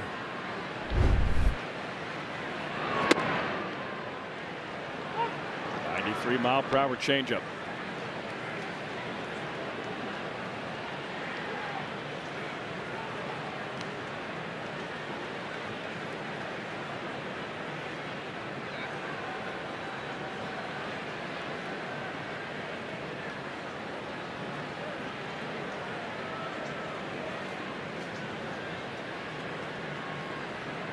Oh, 2. Ball up the middle into center field for a base hit. Nico gets the third. Multi-hit game from Moises Ballesteros, and the Cubs are in business in the 5th. That's how you get back on a day like today. Traffic, and then somebody pops one. Now an opportunity for Bregman. 2-hit day for Ballesteros yesterday. 2 more here today. Ball's right in front of Nico, so he reads it all the way. Eases on into third base.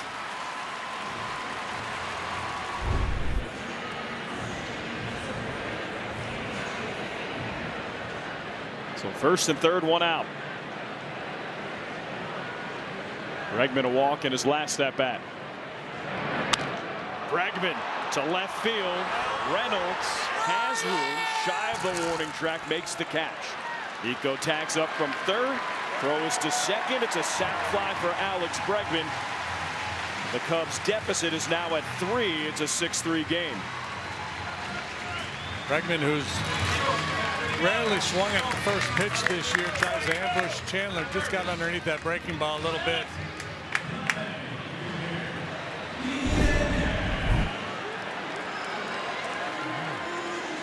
First pitch slider, and it didn't do much. Just caught it off the end of the bat.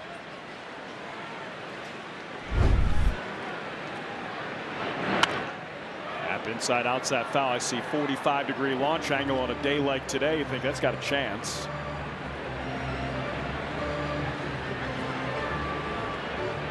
But again, as JD said, just caught it off the end of the bat.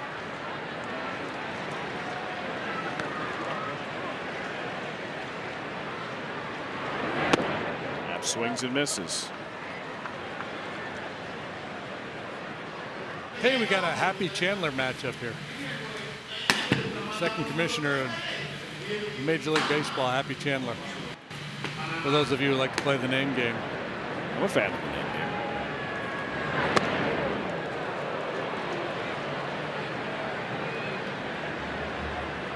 First matchup for Bubba Chandler here at Wrigley Field. First matchup against the Cubs. Made his big league debut last August.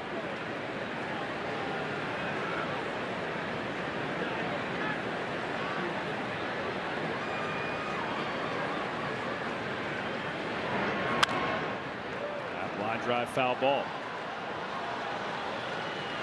I mean, you look at the Pirates over the last couple of years. Paul Skeens was their top pitching prospect, one of the top prospects in all of baseball. Goes to the big leagues, and then Bubba Chandler is their top prospect and one of the top prospects in baseball. Now they both headline the rotation.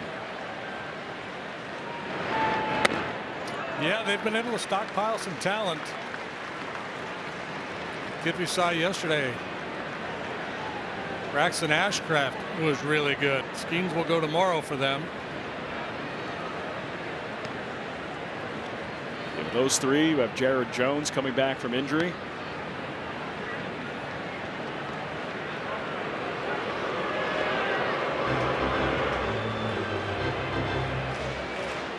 Pirates team ERA of 3.02, third best in MLB behind Atlanta and the Yankees.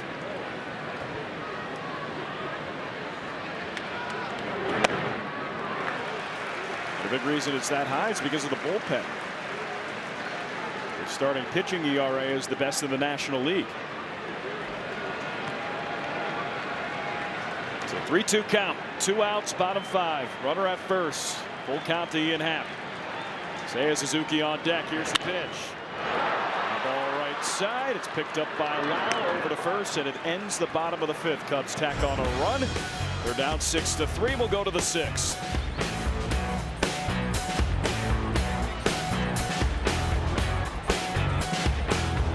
Cut off at Wrigley this season, you could score a trip to Circa Resort and Casino in Las Vegas. Scan the QR code on the screen now to enter the Circa Sports Walk-Off to Vegas sweepstakes for your chance to win. I wouldn't mind a walk-off at a trip to Vegas. Sounds fun. I remember AbbVie and the Chicago Cubs are teaming up to strike out cancer. Roughly 241 Americans are diagnosed with cancer every hour. For each Cubs strikeout at Wrigley Field this season, AbbVie will donate $241 to Cubs charities. AbbVie, people, passion, possibilities. Jameson Taillon has been charitable today. Season high 8 strikeouts.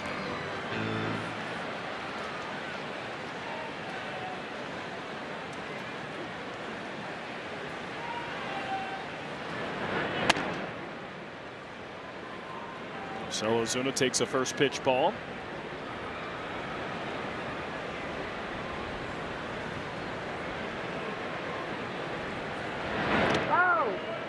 This is low. Last time Jameson Taillon has struck out 9 or more hitters. Have to go back to June 22nd, 2024, where he struck out 10 against the Mets. Called strike. And JD, you were talking about Jameson Taillon searching for the velo if it would withstand through his entire outing. We're in the 6th inning. He just stayed at 92. Yeah, I mean, again, the numbers aren't going to look pretty at the end of the day, but I think he's done a nice job hanging in there and battling. I'm sure the stuff that will really haunt him will be the walk to Horwitz and then the hit by pitch of Griffin. Which really set the table for Lau when he hit his grand slam back in the 2nd. Gave up 5 runs in the first 2 innings. Scoreless 3rd, scoreless 4th, and another solo home run from Lau in the 5th. Brandon Lau, his 2nd multi-home run game of the season.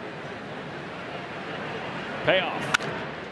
Grounded to 3rd. Gobbled up by Bregman to 1st. And stretched by Shaw. Friday, April 17th is Jackie Robinson Day. Fans who purchase tickets through Cubs.com/specials will receive a limited edition Jackie Robinson jersey. Don't miss this moment.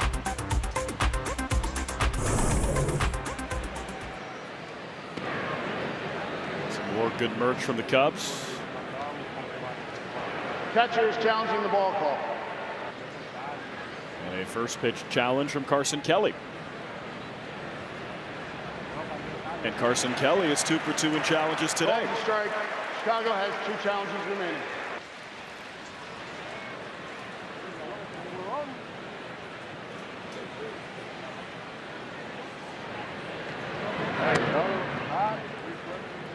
Now, JD, I know the stats marginally indicate it, but whenever I see a catcher challenging, I feel like they're going to be right. Mm-hmm.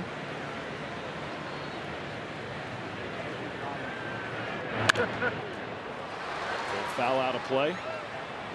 What are they, about 60%? The catchers, maybe Right. a little under? Yep, just under 60%. When everybody else is hovering around high 40s, low 50s. Inside corner, it's a called 3rd strike. 9 strikeouts for Jameson Taillon. Beautiful pitch here, 2-seam fastball. Starts in, runs back over the inside corner.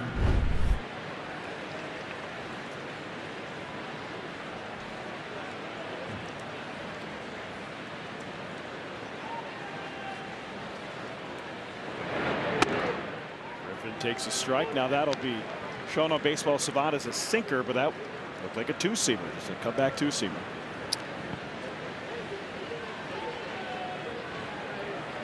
Hundredth pitch for J-Mo. Yeah, all those pitch models, they don't talk about 2-seamers. They call them all sinkers. Yeah, it's death to the 2-seamer. You know, when you were pitching, it was like the Greg Maddux front door 2-seamer.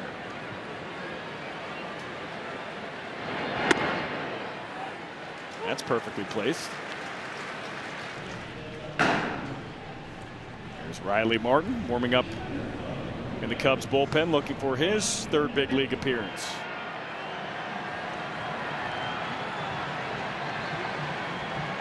Tyone fires. Even a missed strike 3. 10 strikeouts for Jameson Tyone.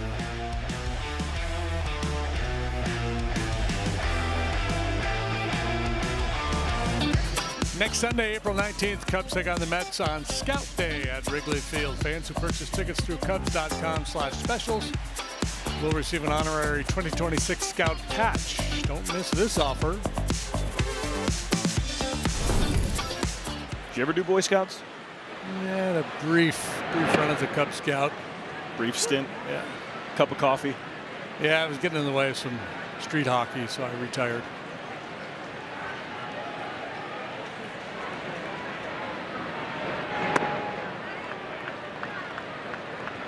Bubba Chandler approaching 90 pitches.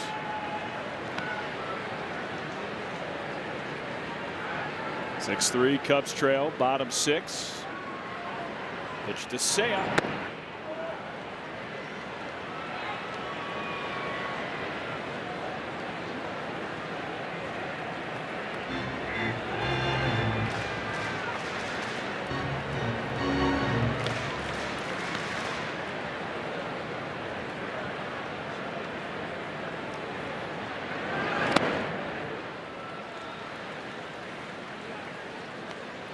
Looked like he caught a spike. Hot, humid day here at Wrigley today. Hunter Barco has been up in the Pirate bullpen. He just spikes this change up here.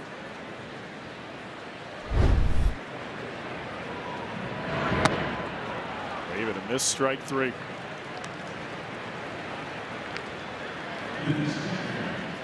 You need to know about Bubba's in baseball? Well, here you go. Chandler, Thompson, Starling, Crosby, Carpenter, Trammell, Morton. The great Bubba Phillips, Bubba Church, Bubba Harris, and Bubba Floyd. This Bubba got his nickname when he was a kid. He's Roy Reuben Chandler. He had a little bit of a speech issue, and he couldn't say brother. He was saying brother. And then his sisters decided that sounded like Bubba. Well, for Bubba Chandler, that's the last pitch that'll throw. Strikes out Seiya Suzuki. This pitching change is brought to you by Lakeside Bank. Lakeside Bank, it's about time. We'll go to the bullpen.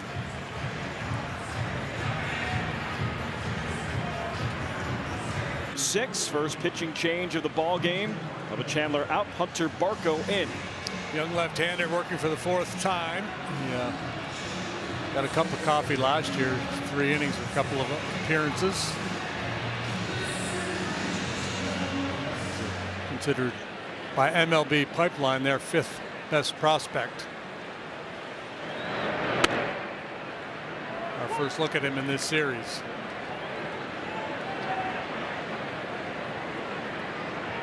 Carson Kelly takes his first pitch for a strike.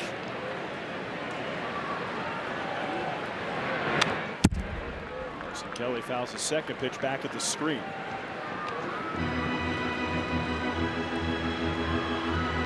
Barco, 25 years old, second rounder in 2022 out of the University of Florida.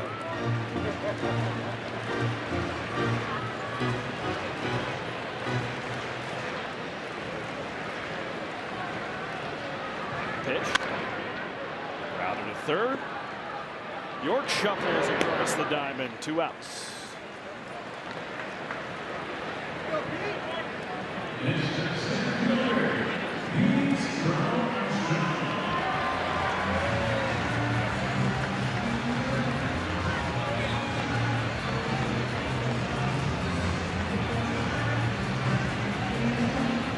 Pete today. Pop up and a ground out.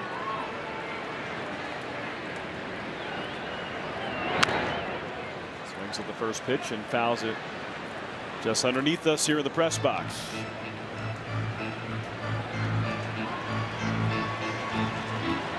Barco right now a soft tosser by Pirate standards. That fastball just at 95.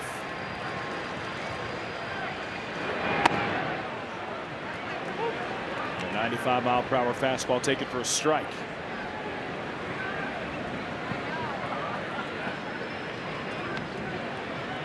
Pitch with a little bit of a lower arm angle. Looks like that could be really an issue for a left-handed hitter.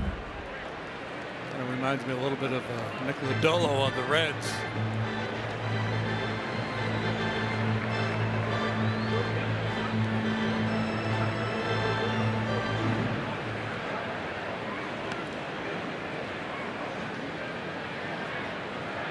Two to Pete.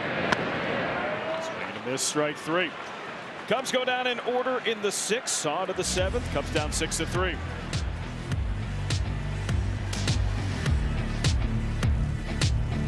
Top of the 7th as Riley Martin enters the game. And we know the story about Riley Martin, how he put off pharmaceutical school so he could pursue his baseball dreams. Seems to be working out well to this point.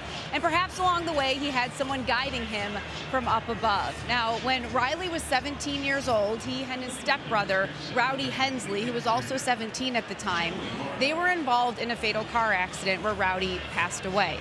And they were hit by a drunk driver. And I was talking to Riley about this story, and immediately when he was telling me, he pulled out a jersey from his locker because he wanted to show me that every single day he has Rowdy's jersey in his locker because Rowdy played baseball and was a middle infielder. On top of that, he told me after his last warm-up pitch, he also looks up to the sky. The strike call. And so you'll notice on other equipment, he honors his stepbrother with the initials RH. Call is over. Call is confirmed. Pittsburgh has 0 challenges remaining. So you'll see that he's wearing it, and then that's a close-up for you.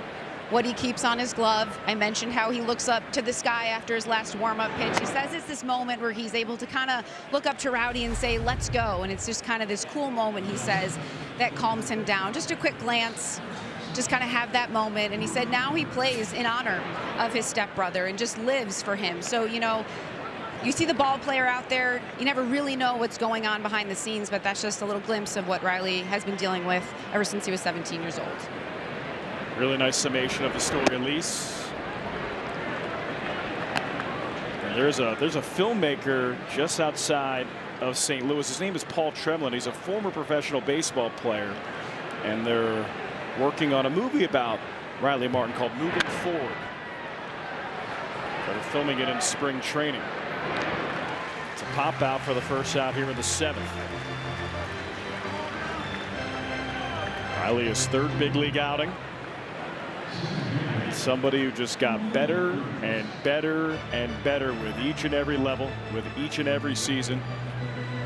Ticks on the velo when it comes to the fastball, control with the breaking ball, confidence.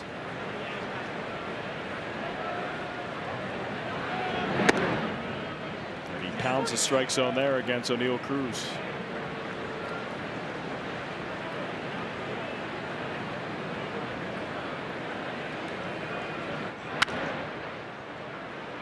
JD, you'll like this. Riley Martin, true to form, left-handed reliever. He's got left-handed reliever personality tendencies. Yeah. A little quirky. A little quirky in the best way possible.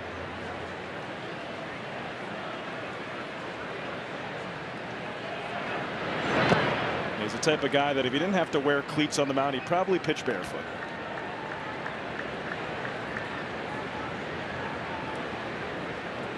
Probably can.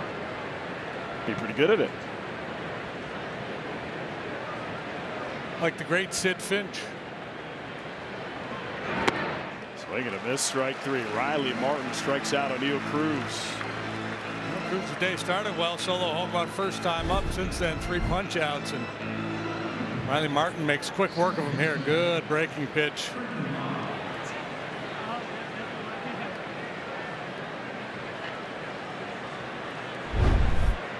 Riley Martin had a 1-2-3 inning on Friday. 2 up, 2 down here in the 7th on Sunday.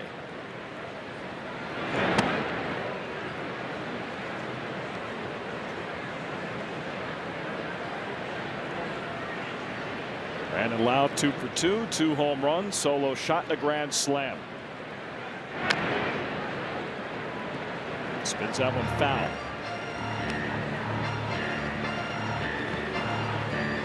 Weird day for Jamison Tyone today. 6 innings, 6 runs allowed, but he struck out 10. You could see the frustration on his face when he left the mound after last inning. He knows he let let it get away with him from him in that second inning. The walk, the hit batter, kind of setting the table for Lau.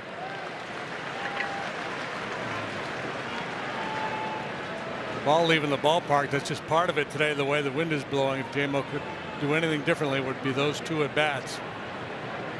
It's given his club a chance. And that home run by Lau on a wind neutral day is just to the front edge of the warning track. Missed strike 3. Riley Martin. 1-2-3 frame with the pair of Ks. We're approaching stretch time. The 7th inning stretch is brought to you by Budweiser. This Bud's for you. Today's guest conductors for Take Me Out to the Ball Game, Second City cast member Chase Lilly and music director John Love. All right, Cubs fans, let me hear ya. A 1 and a 2 and a 3. Take me out to the ball game. Take me out to the crowd. Buy me some peanuts and Cracker Jacks. I don't care if I never get back, for it's root for the Cubbies. If they don't win, it's a shame, for it's 1, 2, 3 strikes, you're out at the old ball game.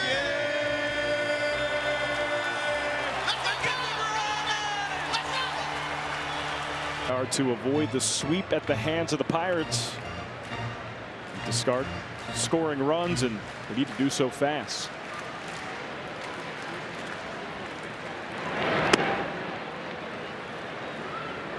Statcast powered by Google Cloud. Cubs went deep twice in the 3rd. Dansby and then Moises Ballesteros. You see the details, the numbers. Need a little traffic and 1 more of those. That would be the recipe for success here today.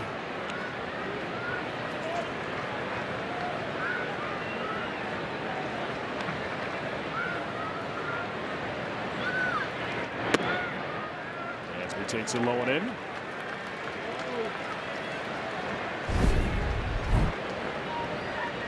It's a strike, but look at the way Joey Bart caught that ball. Also during that inning, Pirates used their last challenge. Dansby Swanson leadoff walk.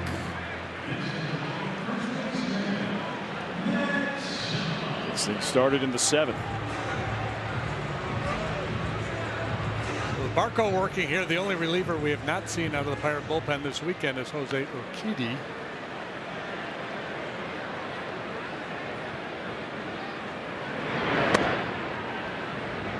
Takes a strike. May take some creativity from Don Kelly to get through this ball game to protect this lead.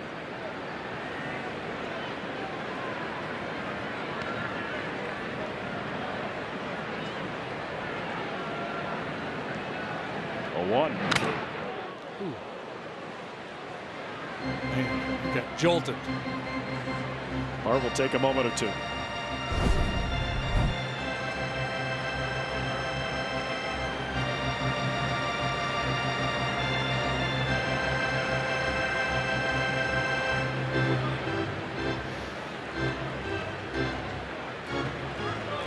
Ouch.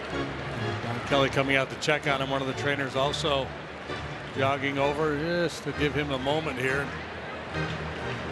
Clear his head. And that's more dangerous than one might think. There are catchers that have concussion issues because of routine hits like that. The bell ringing.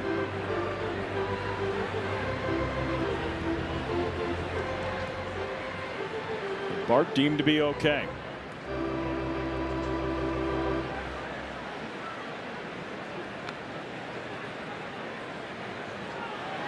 So Matt Shaw, no balls, 2 strikes. The first baseman hitting 9th.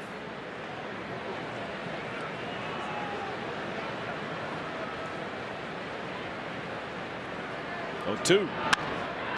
Line drive, right field, slicing, and Ryan O'Hearn makes the catch.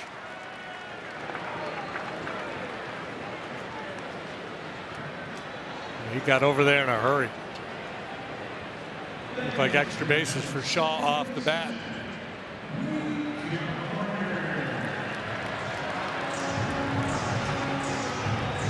Nice play by Ryan O'Hearn, and now the top of the order for the Cubs.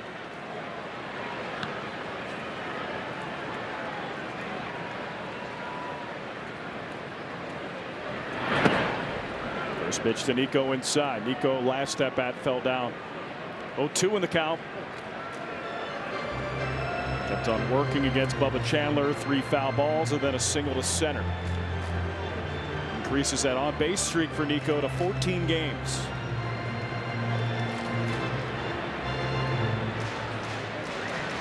It's all but his first game of the season.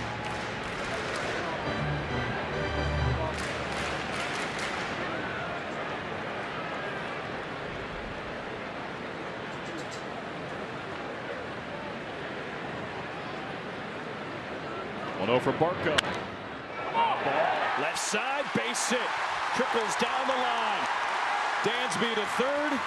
On to second, Nico Horner. And the Cubs have the game-tying run up here in the 7th.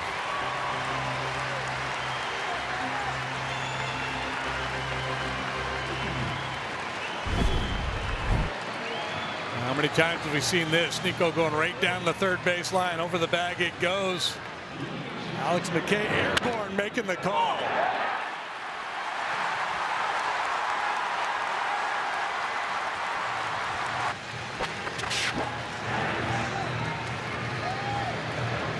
So second and third, 1 out and a pinch hitter. Moises by Esteros. Homered and singled out. Miguel Amaya in. Foul ball from Amaya. And come off that bench ready to swing. Cubs have 1 hit with runners in scoring position this series. Came yesterday where they were 1 for 15 in RISP. They left 16 men on base.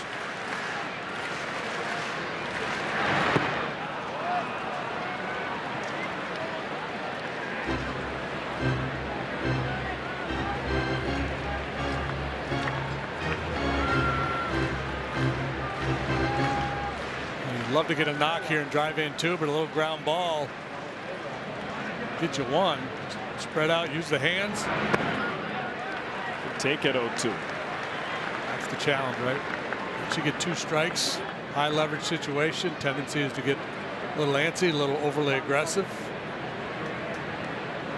Especially when you're coming off the bench and you're not in the flow of the game. Tough job.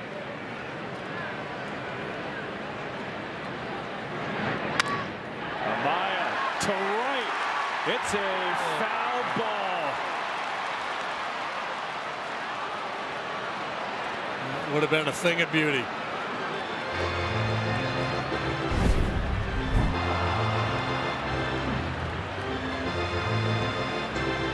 Oh, man.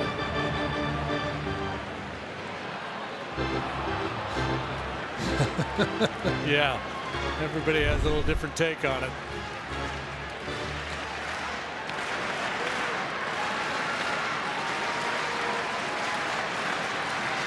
To Amaya.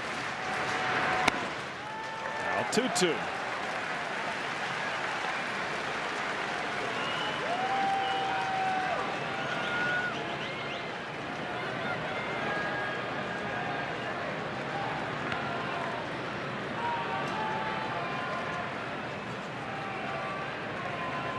Barco delivers. Foul ball from Amaya. Just gets a piece.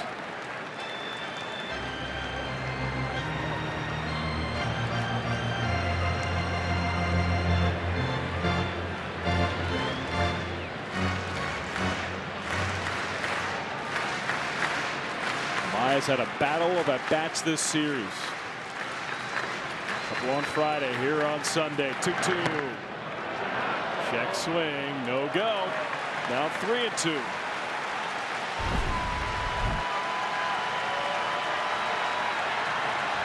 an easy one for Jim Wolf down there at first base. Out on their feet.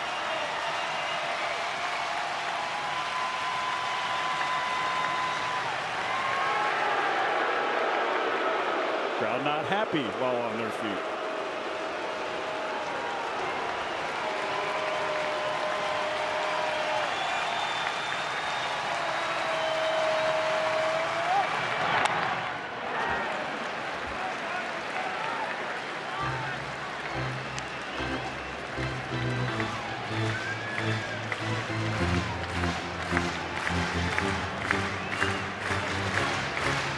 Comes pitch number 9 to Amaya. Four seamers have been out away from him and up a little bit. He's tried the splitter. Couldn't get him to bite on that slider down and in. He went heater up.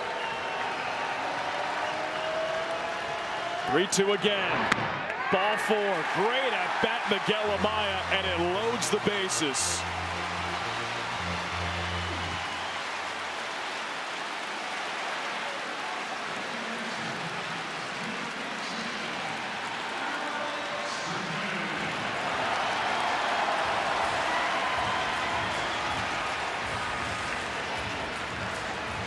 The fact that Barco's in there to face Bregman just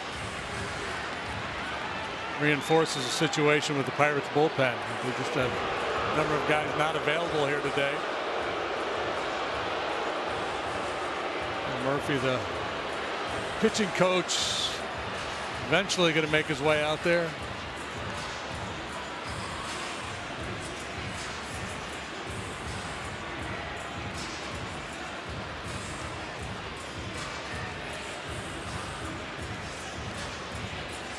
Goes without saying, biggest at bat of the game coming up. 6-3 Cubs trail. Bottom 7, 1 out. They've struggled with runners in scoring position all series, really all season long. But Alex Bregman up with the bags full. Game tying hit yesterday. In order to tie the game today, he would have to clear the bags.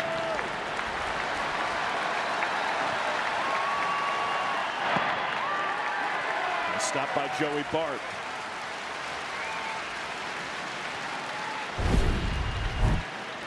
Bregman, one of the more disciplined hitters in the sport. Not going to get him to chase that on 0-0.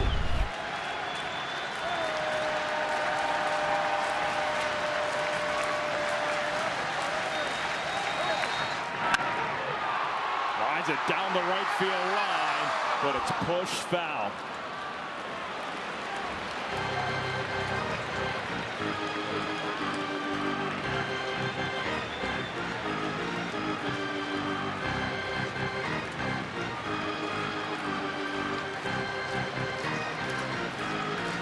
Tension here at Wrigley Field palpable. Cubs are down 5-0, trail by 3.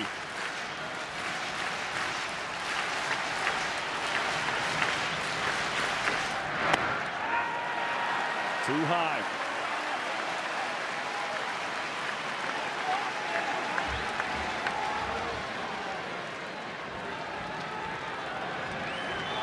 A 2-1 count.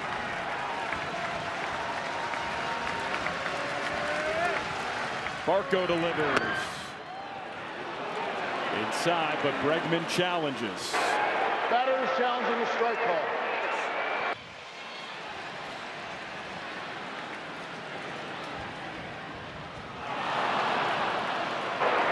Call's confirmed. Chicago has 1 challenge remaining. Bad challenge at all, given the state of play here. Especially with both left. Now 1 remaining.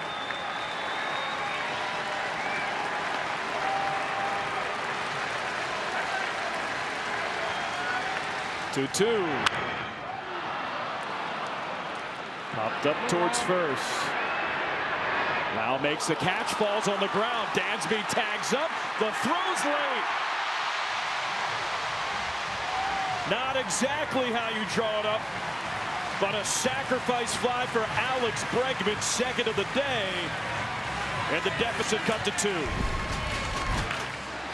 What a crazy play here. Brandon Lau retreating into shallow right field. Great heads-up base running by Dansby as Lau hits the dirt and Dansby streaks home.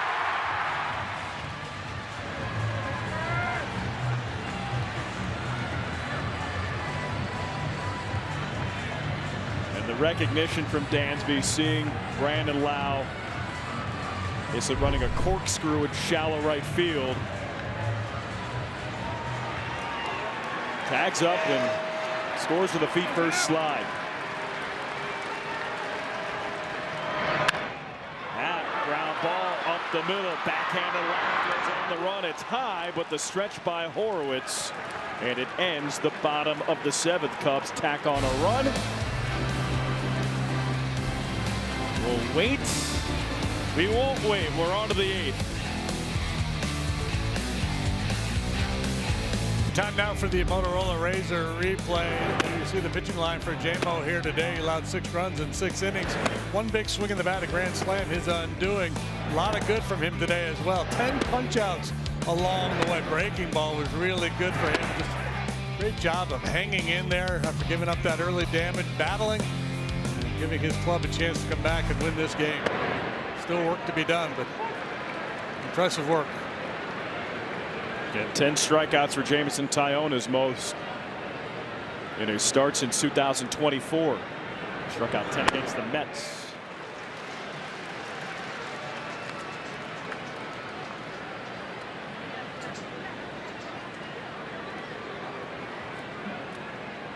So Riley Martin, second inning of work, and before his 0-2 pitch, timeout called.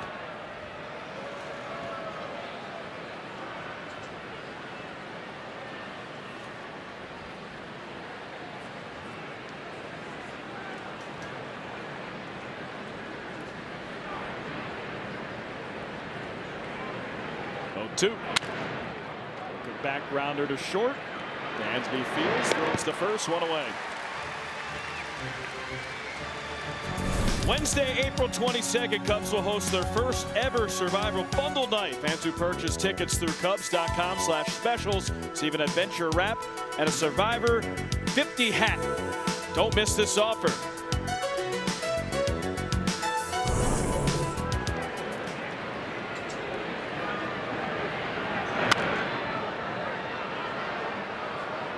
JD, you were talking about Jameson Taillon's start, obviously not a quality start, but for him to go 6 innings, especially when the bullpen was taxed in an extra inning game yesterday, and going to Philadelphia tomorrow without an off day.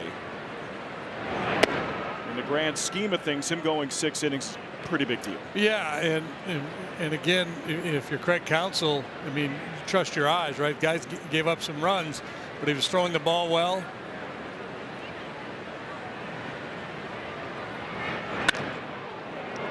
Up the middle into center field.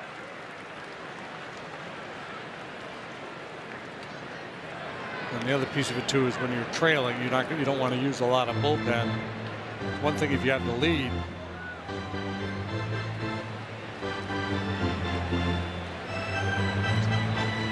So here's Craig Counsell. Looks like we will go to the bullpen. Pitching change is brought to you by Lakeside Bank. Lakeside Bank, it's about time. New pitcher coming in for the Cubs.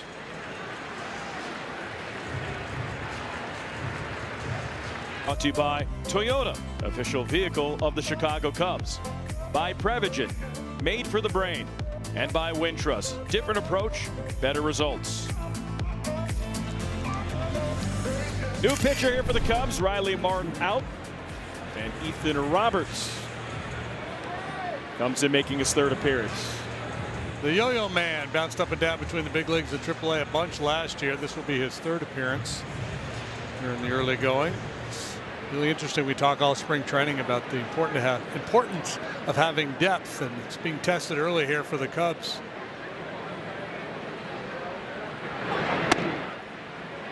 From a bullpen perspective, Phil Maton placed on the injured list. Hunter Harvey placed on the injured list today. Cade Horton goes to the injured list, so Colin Ray moves into the rotation. Javier Assad called up, put in the rotation. because Matthew Boyd was placed on the injured list.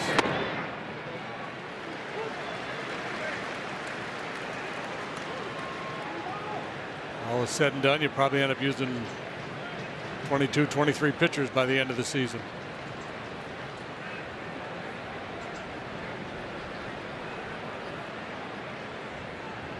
Two from Roberts. Some will be on the I-80 shuttle from Des Moines to Chicago. Others could be acquired via trade. Last year in April, Cubs acquired Drew Pomeranz from the Mariners, who's pitching in AAA Tacoma, and became one of the better relievers for the 2025 Cubs. In 2024, in May, Cubs traded for Tyson Miller, who's one of their better relievers in 2024.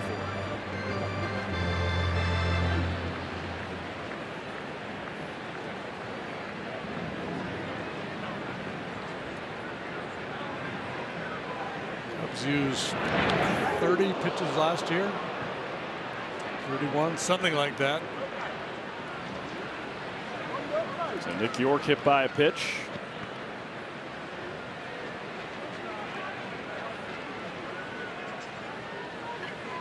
In the second, Connor Griffin was hit by a pitch. And now York hit by a pitch.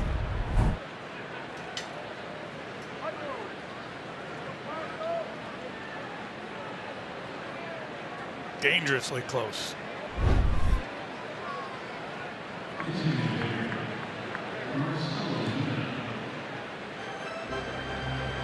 Does he have NY on his belt? York? Yeah. His initials, I guess. Nick York. There we go. We solved that mystery. True brain buster. That didn't take long. Some nod to New York or something. You know, we really put our brain power together for that one.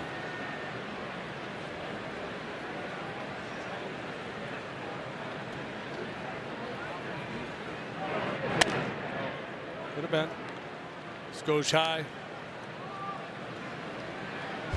Cubs have one challenge remaining, and it's a good idea not to use it there. Carson Kelly knows the strike zone. Knows it really well as a hitter, even better as a catcher. Popped out of play. JD, to answer your question, if it's a homage to New York, Nick York is from San Jose, California. So that won't work. Born in Newport Beach, but he went to Archbishop Mitty. There's a big basketball high school. It's a powerhouse.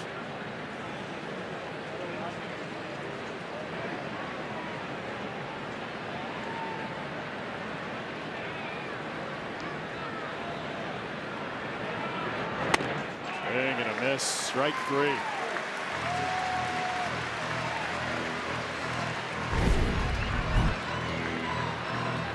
A good look at the hand position on that 93-mile-an-hour cutter on the side of the ball, imparting that spin. Ozuna's struggles continue.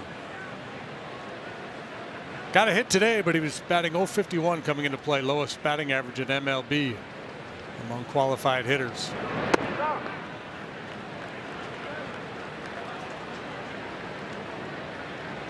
It's a Pirates team that they bring in Ozuna, want him to be a middle of the order, power right-handed bat. He's struggled, and yet they're 9-5 right now, looking to improve to 10-5.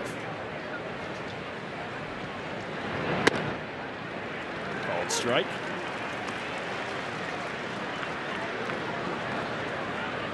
Ethan Roberts looking like a much different pitcher this year than last year. That's a 95-mile-per-hour fastball.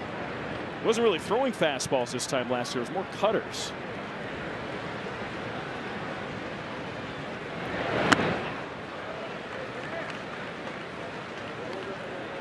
Still fastball cutter now, but everything a little bit harder.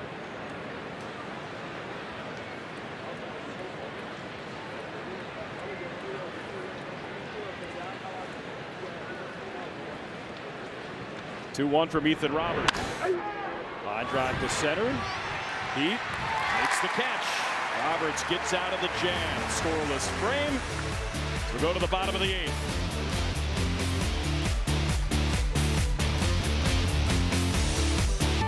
Game summary time. It's brought to you by Wintrust. Cubs trailing 6-4, bottom of the 8th. Brandon Lau, a grand slam in the 2nd. And a solo home run of the 5th. O'Neill Cruz, leadoff home run of the 1st against Jamison Tyone, who weathered the storm. 6 innings, struck out a season-high 10. Most strikeouts since 2024 for J-Mo. And the Cubs have hit 2 homers. Dansby Swanson and Moises Ballesteros, each with solo shots. So here's the veteran right-hander Justin Lawrence into the ball game. This is his 8th appearance. We saw him yesterday. Going to drop down delivery. Dealt with walk issues throughout his career.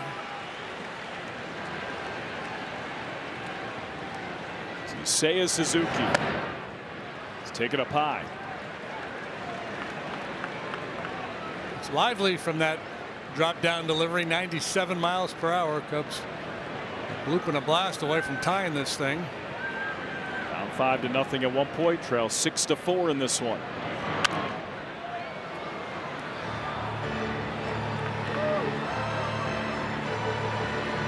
Seiya playing in his 3rd game of the season.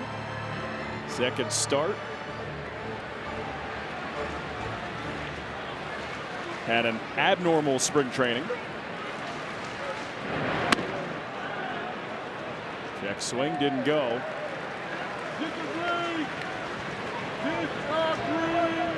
Some defensive substitutions. Ryan O'Hearn at first. Billy Cook in right. Spencer Horwitz out.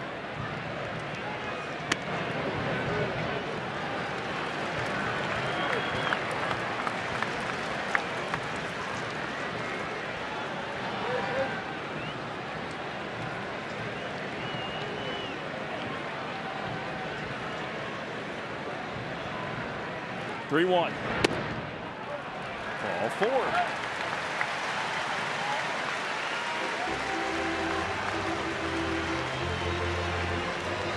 This Saturday, April 18th, Cubs Mets first pitch 1:20, and the first 10,000 early arriving fans will receive a Ron Santo bobblehead presented by Reynolds and Hefty.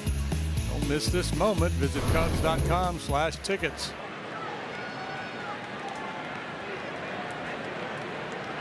So potential game tying run at the plate. Kelly takes a strike.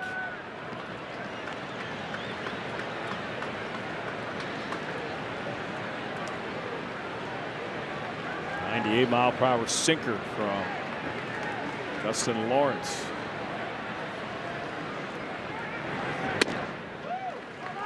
And the fastball misses low and away. These Pirates pitchers, not many runs, rarely any home runs, but a lot of walks. Swing and a miss. From that angle, that sweeper gets a ton of horizontal movement, like a frisbee. Running all the way across the plate, finishing a couple inches, a couple balls off the outside corner.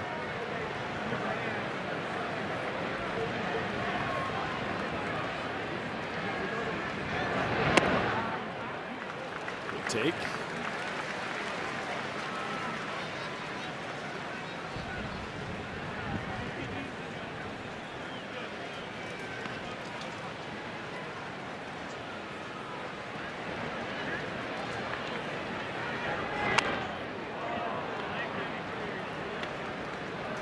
Kelly stays alive.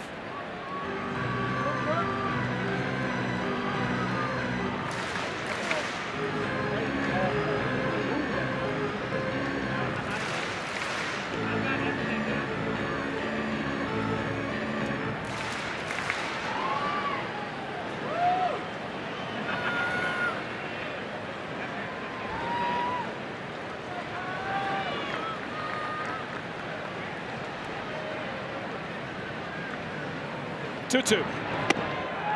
Got him.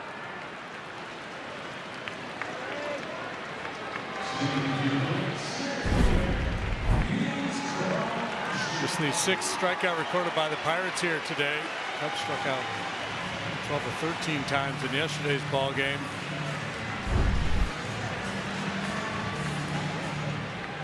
He's been pretty good in his career about keeping the ball in the ballpark, and impressive because he spent the first 4 years of his career in Colorado.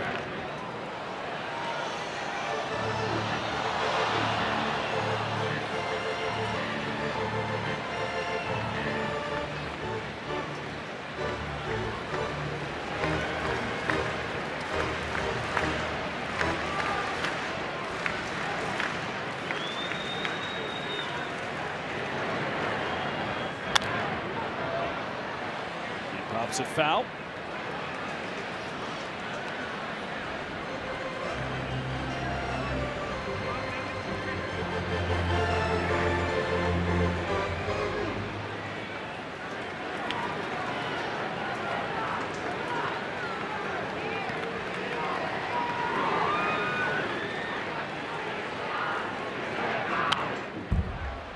Another foul ball at the screen.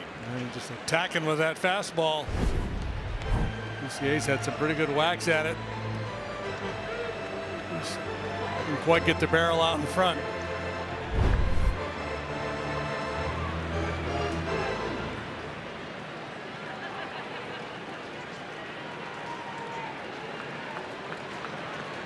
Bottom 8, 1 out. Cubs down by 2. They're going to miss strike 3.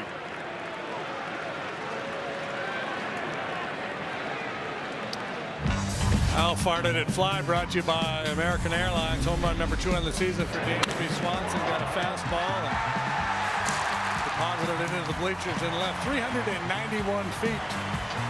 Score your next flight at AA.com.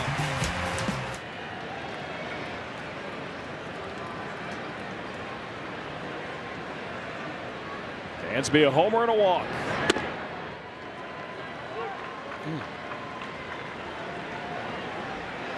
Is that good pitch or outside? I thought it might have been away, but it's a good pitch.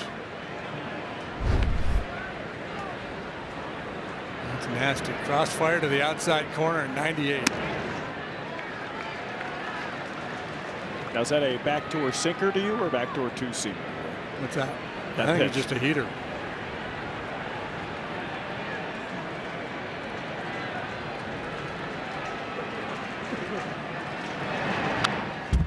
Shot foul.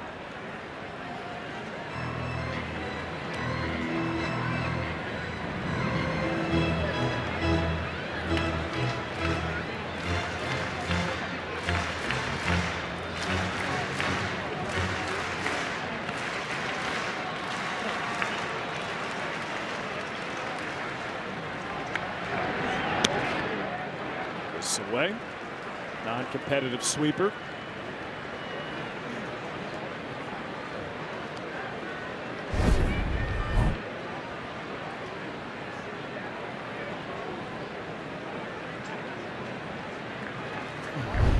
Need a new catcher's mitt, Joey Bart.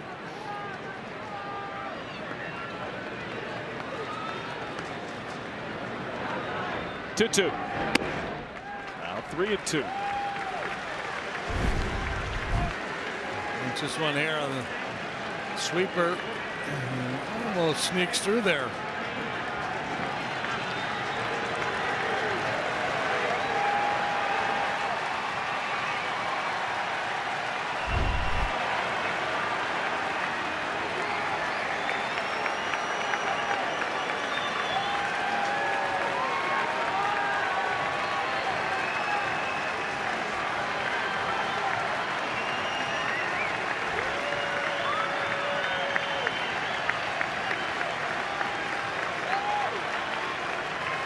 The pitch.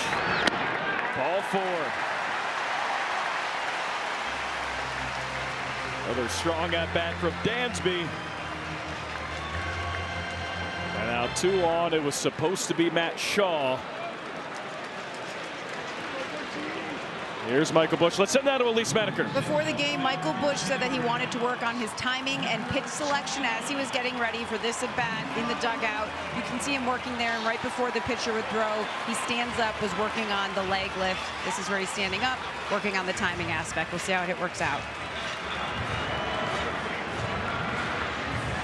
Well, it has been a mighty struggle for Michael Busch. If he were to come through here, what a moment it would be, and they want to talk about Bushy.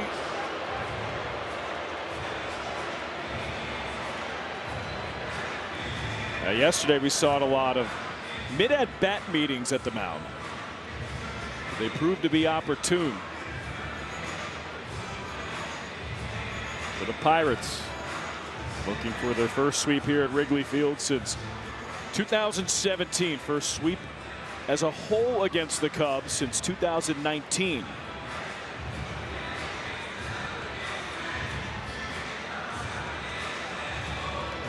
When you're struggling like Michael is, man, you can go up there with a lot of thoughts running through your head, and I think the key here is just to find a way to clear your head, just be a good athlete, look for something early and put a good swing on it.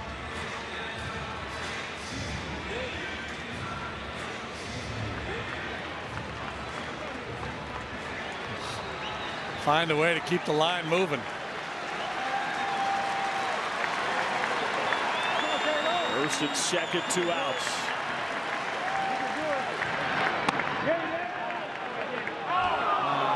So, huh?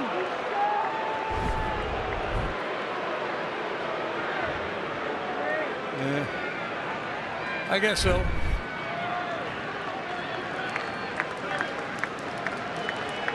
Say on second, Dansby on first. Doesn't swing there.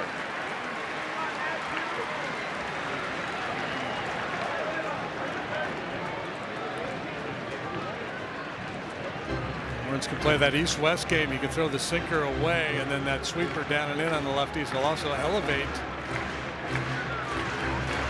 with velocity. Pirates pitching staff averaging 95.9 miles per hour. Tops in Major League Baseball. They've got a lot of big arms. Lawrence, one of them. Busch, hop-back liner, left field, base hit. Seiya scores. Dansby, ball's thrown away. He'll try to score the throw. It's late and wide. We've got a tie ball game.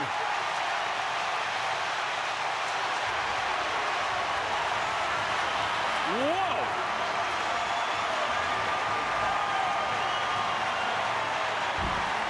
Oh, what a moment for Michael Busch.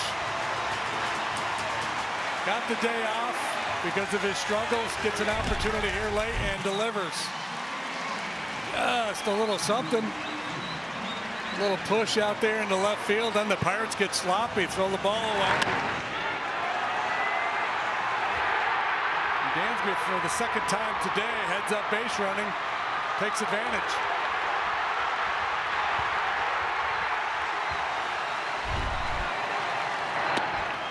Dansby pumped, and so are we.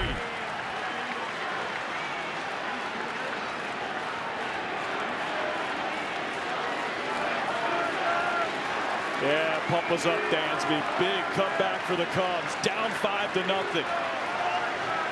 Brand new game, tied at 6.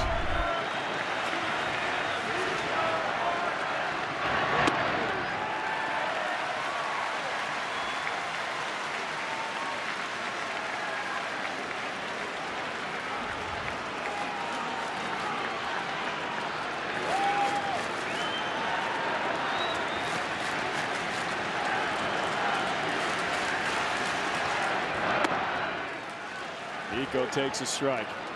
JD, I think I've told you this before, that I love chaos. Really enjoy it. This constitutes as chaos. We're right in it. Right in it. Nico already 2 hits today. Nico, third base line. It's a foul ball.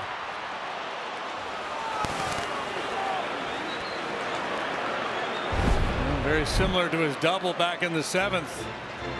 This time, just a little bit foul.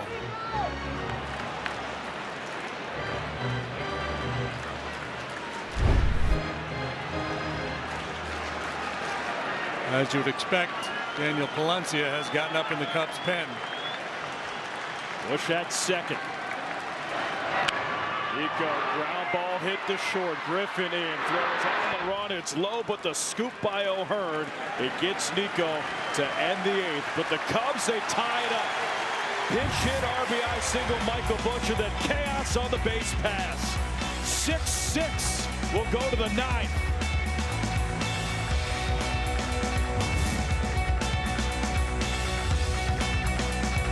6-6 Cubs and Pirates in this series finale. A lot to talk about here today, and also for the postgame, make sure you stay after the game. Cubs postgame live with Cole Wright and Jason Kipnis. Well, we've been talking about all the big arms on the Pirates staff. Here comes the Cubs answer. Daniel Palencia with that 99 100-mile-per-hour heater. He's on for the 4th time, and so far so good. Michael Bush stays in to play first.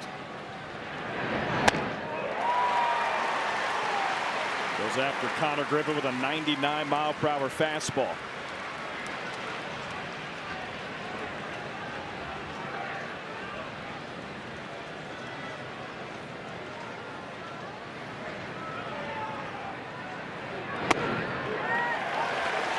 Fires that one at 100.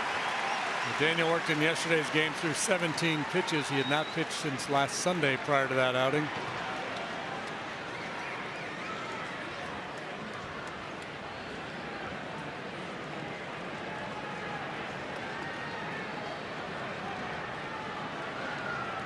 Oh, 2. Swing and a miss, strike 3.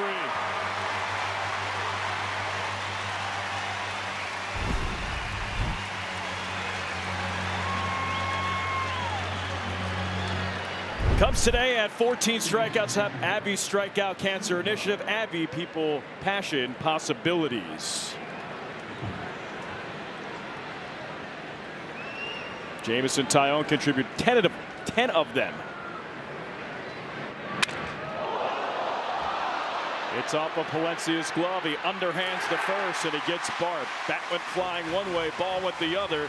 Nice job by Danny. 2 outs. Just blows him up with his heater. Bart's had a tough day at the plate. A couple of strikeouts, a pop to second, and now this.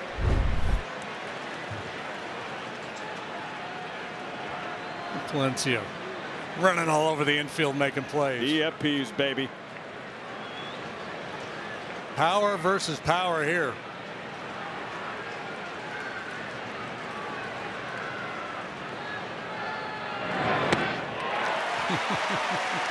Tricked him.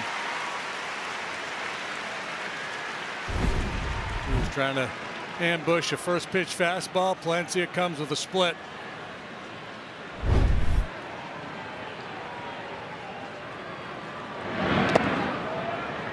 Bounces one there.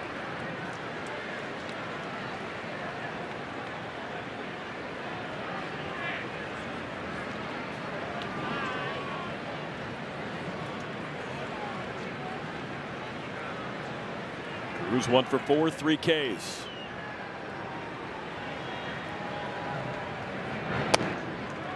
Upstairs at 100.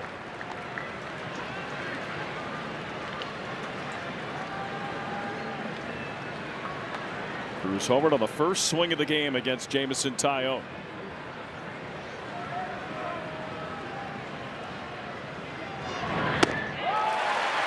Goes off speed again.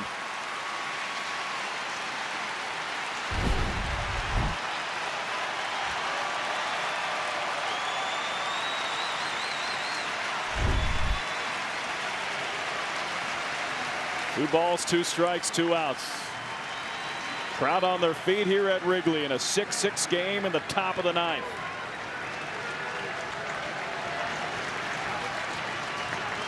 Palencia just misses. Now what do you do if you're Carson Kelly? You go back to the split? Or to gas him up? Probably going the latter.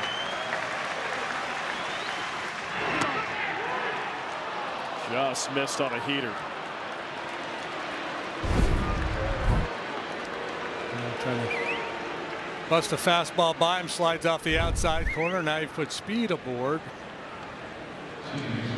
Certainly a very dangerous hitter. He didn't want to throw him a cookie. This is the man of the match here for the Pirates, Brandon Lau, with 2 home runs already today.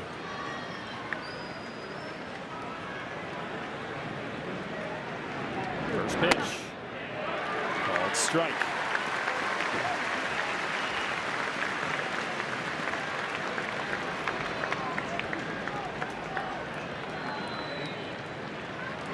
Now obviously dangerous from the left side. 2 homers already today. That's upstairs.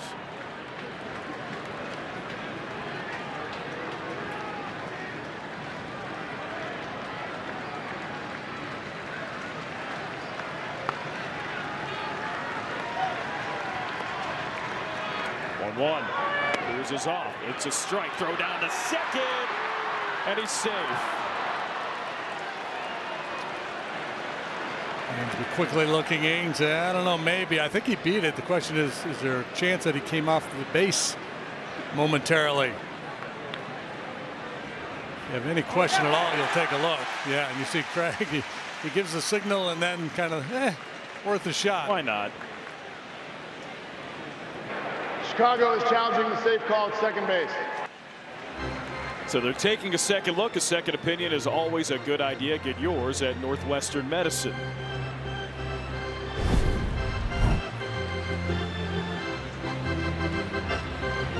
Cruz clearly beats the throw. Did the fingers momentarily come off the base is the question.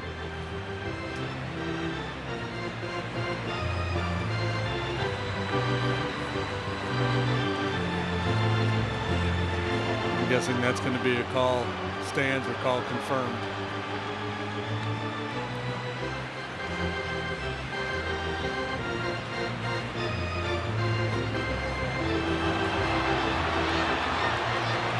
Crowd doesn't agree.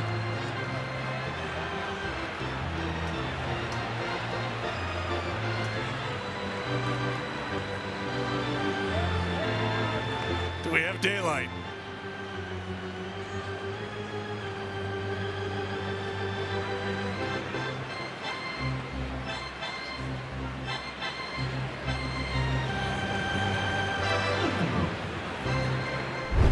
He'd be really good at twister. Well, helps when you're 6'5".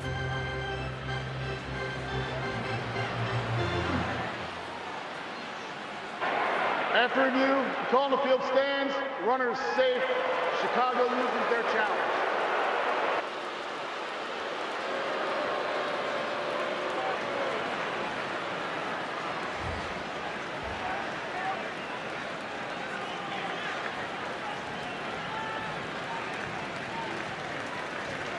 So now the potential go-ahead run in scoring position. O'Neal Cruz with his 5th stolen base of the series. Daniel Palencia against Brandon Lau. 1 ball, 2 strikes. Having some issues with the pitch comm. Can't hear.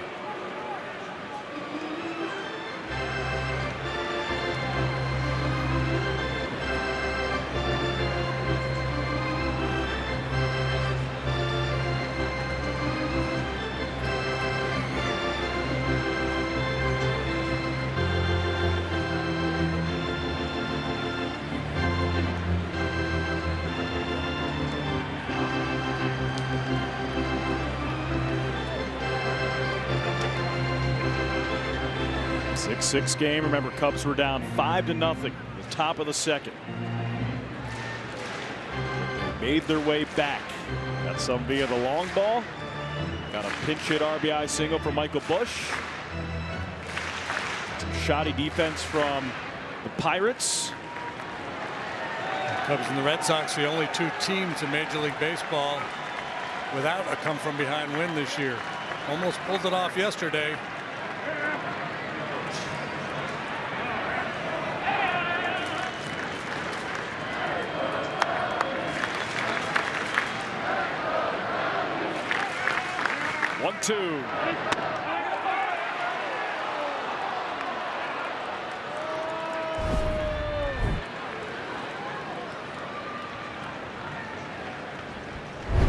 pitch and a better take.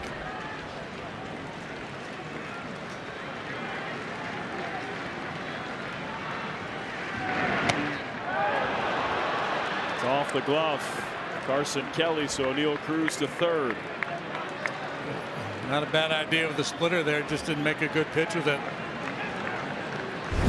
He's able to throw this one on the plate and down. He might get the chase, but ball out of hand. Carson can't secure it. I think sometimes moves like a knuckleball.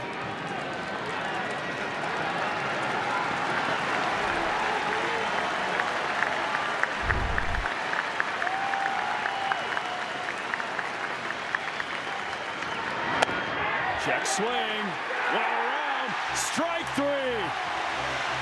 Danny pumped. Loud beside himself.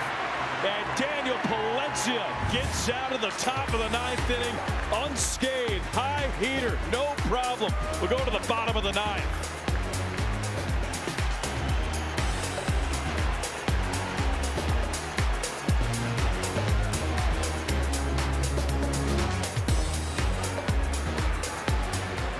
With his head on a swivel, sees it gets loose, and off he goes. Do the Dansby. Do the Dansby.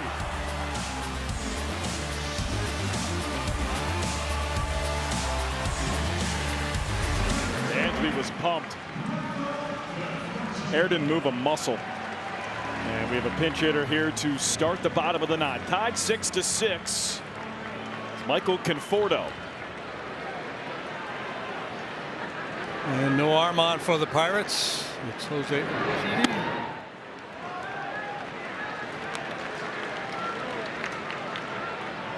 First look at him this weekend. Fourth appearance for the season, a 180 through 5. Conforto takes a breaking ball low.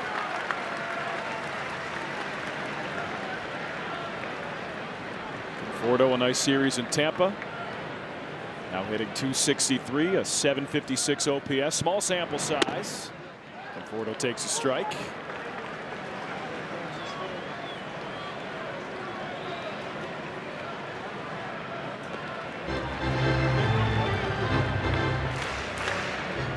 But all the power arms in the Pirate bullpen. Urquidy's not a high velo guy. Good curveball, good change.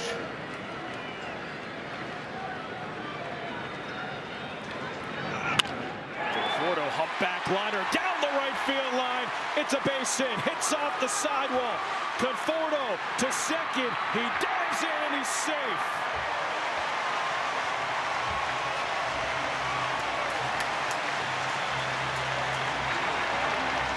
Lead off double Michael Conforto here in the ninth, and the Cubs are in business.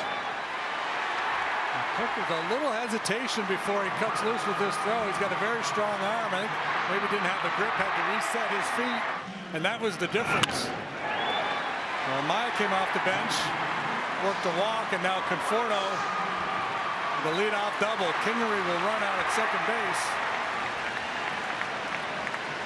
Bush off the bench delivered a big knock, so the bench really delivering here today. Red Council using everybody to try to win this one. Here's Scott Kingery.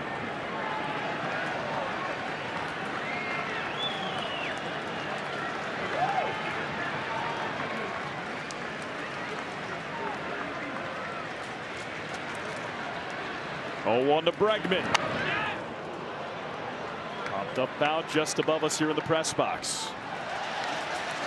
Urquidy and Bregman, they won a World Series together down in Houston.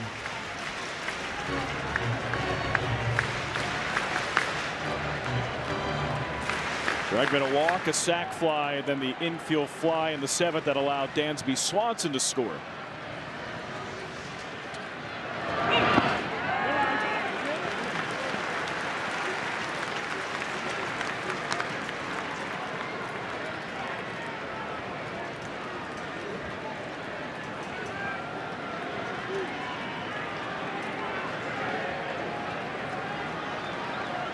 And Scott Kingery on second. Represents a game-winning run. Bregman left side. Griffin in the hole. Throw, and Bregman safe.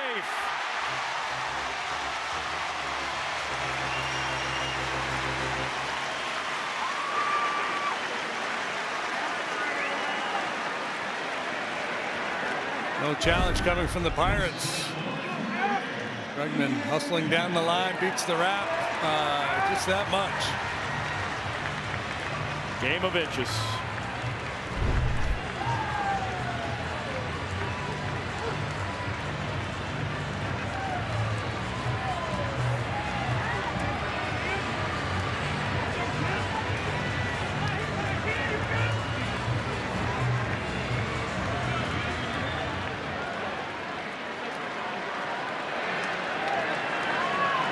First and second, nobody out.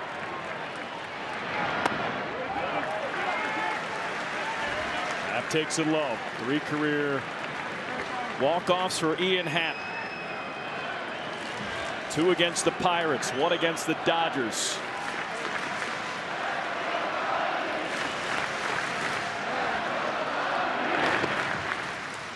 Called strike. A good let up, 85 miles an hour, kind of feathers it into the zone, right at the knees.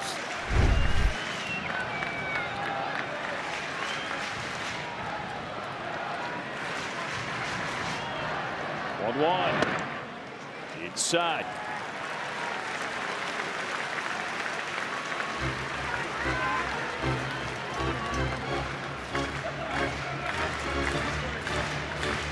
Ian from the left side has seen a lot of off-speed pitches so far this year. Pitch to Happ. Ian hits it to first. Snapped by O'Hearn to second for 1. First not in time. So Happ with a fielder's choice. Moves Kingery to third. And here's Seiya Suzuki.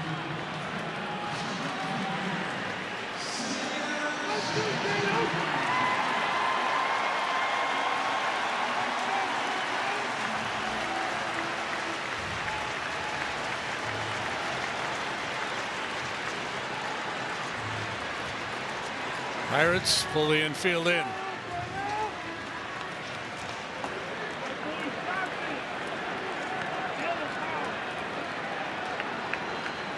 Pitch to Seiya.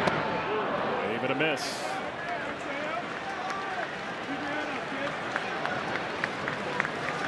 Seiya has 1 walk-off here at Wrigley Field against the Blue Jays, 2024.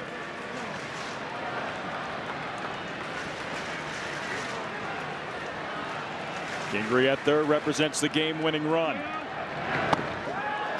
Check swing by Seiya, 1 around.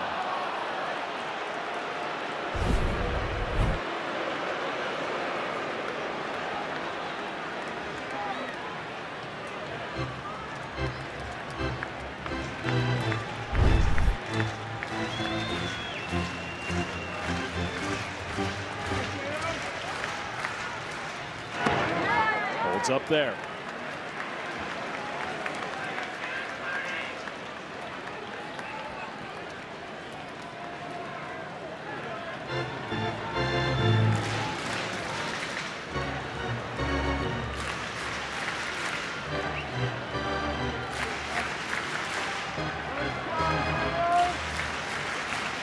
Urquidy takes a stroll around the mound.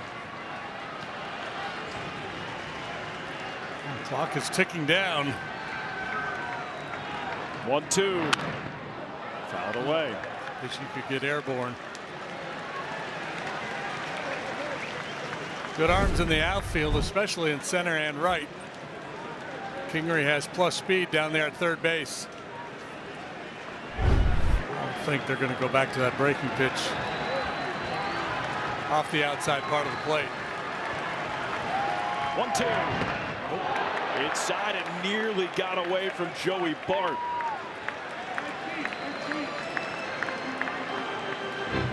All kinds of action on this changeup.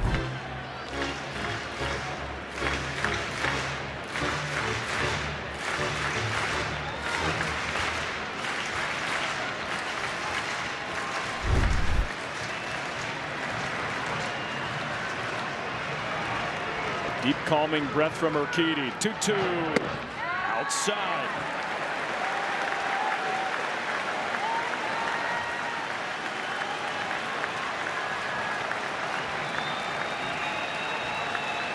Full count, 1 out, bottom 9. 6-6 game. Runners at the corners for the Cubs. Kingery at third. 3-2. Ball 4. Great at bat, Seiya Suzuki. The last 3 runs the Cubs have scored in this game, they reached via the walk. It's been a big part of it for the Cubs.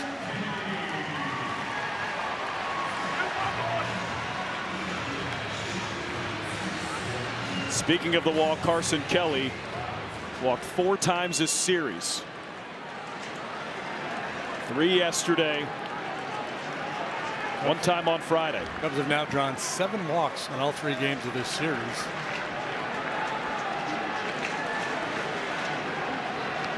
Infield now up the middle, playing a double play depth.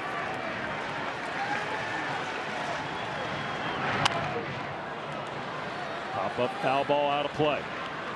Best heater yet from Urquidy.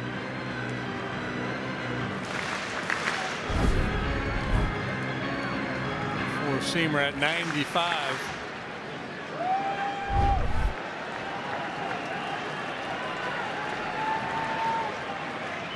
Oh, 1.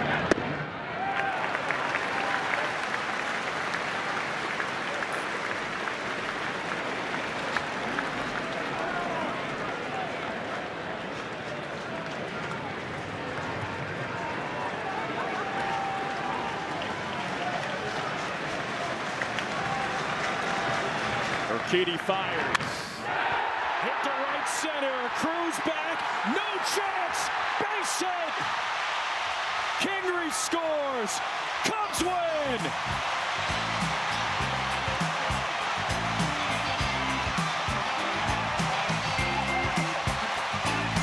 Baseball season's underway. Well, you better get ready for a brand new day. What do you say? Cubs are gonna win today. They're singing, go Cubs, go! Go Cubs, go! Hey Chicago, what do you say? The Cubs are gonna win today. Go Cubs, go! Go Cubs, go! Hey Chicago, what do you say? The Cubs are gonna win today. They got the power, they got the speed to be the best in the National League. Well, this is the year and the Cubs are lead. So come on down to Wrigley Field. We're singing now, go Cubs, go! Go Cubs, go! Hey Chicago, what do you say? The Cubs are gonna win today. Go Cubs, go! Go Cubs, go! Hey Chicago, what do you say? The Cubs are gonna win today. Baseball time is here again. You can catch it all on WGN. So stamp your feet and clap your hands. Chicago Cubs got the greatest fan.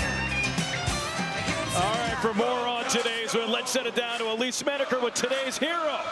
Carson, like you just said to me, that was cool. What was it like having your teammates come out after the big hit? Oh, it's special. I mean, there's nothing better than that feeling. I mean, great at-bats by the guys before me to give me the opportunity. And, all in all, just pretty good ball game. What's your approach in that at-bat? What are you telling yourself? Slow things down. Get a good pitch to drive. Bases are loaded.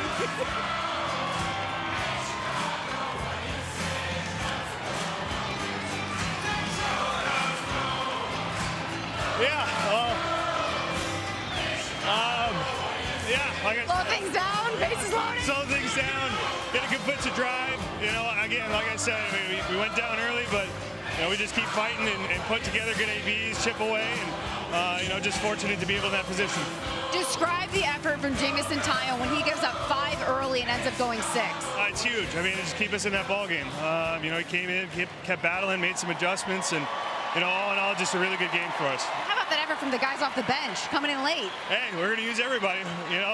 You got a uniform, you're in there. So got the job done. Yeah, it was awesome. It just goes to our guys being prepared, ready for the moment, and yeah, pretty awesome. Pretty awesome, Carson. Thank you. Yep, thanks. Thanks, guys. From down 5-0 to a 6-5 walk, or excuse me, 7-6 walk-off victory. Yeah, Carson Kelly in these situations. He's been driving the ball in this part of the field all season long here. And he's got such a good eye. He doesn't chase very often. Talked about being cool and calm in that situation, trying to relax. And he delivered. Big swing in the bat. Boy, win of the year so far for the Cubs, obviously. First come from behind win. They were down 5. You see the celebration in the dugout. And I love that Elise asked Carson about Jamison Tylen, because I guarantee you, Craig Counsell will talk about it in his post-game presser too. J-Mo came up huge today, allowing just that 1 run after giving up 5 early. JD, you said the Cubs are one of 2 teams in Major League Baseball without a come from behind this year. Well, you spoke it into existence. Down by 5, they end up winning in a walk-off here on a Sunday afternoon at Wrigley Field. Nothing better. Well, you can kind of script it almost. You knew the Pirates were kind of tired out there in that bullpen. They had a number of arms that weren't available. So if you kept it close, you would have a chance to come back on them. And that's why J-Mo's effort was so important here today. He kept it close.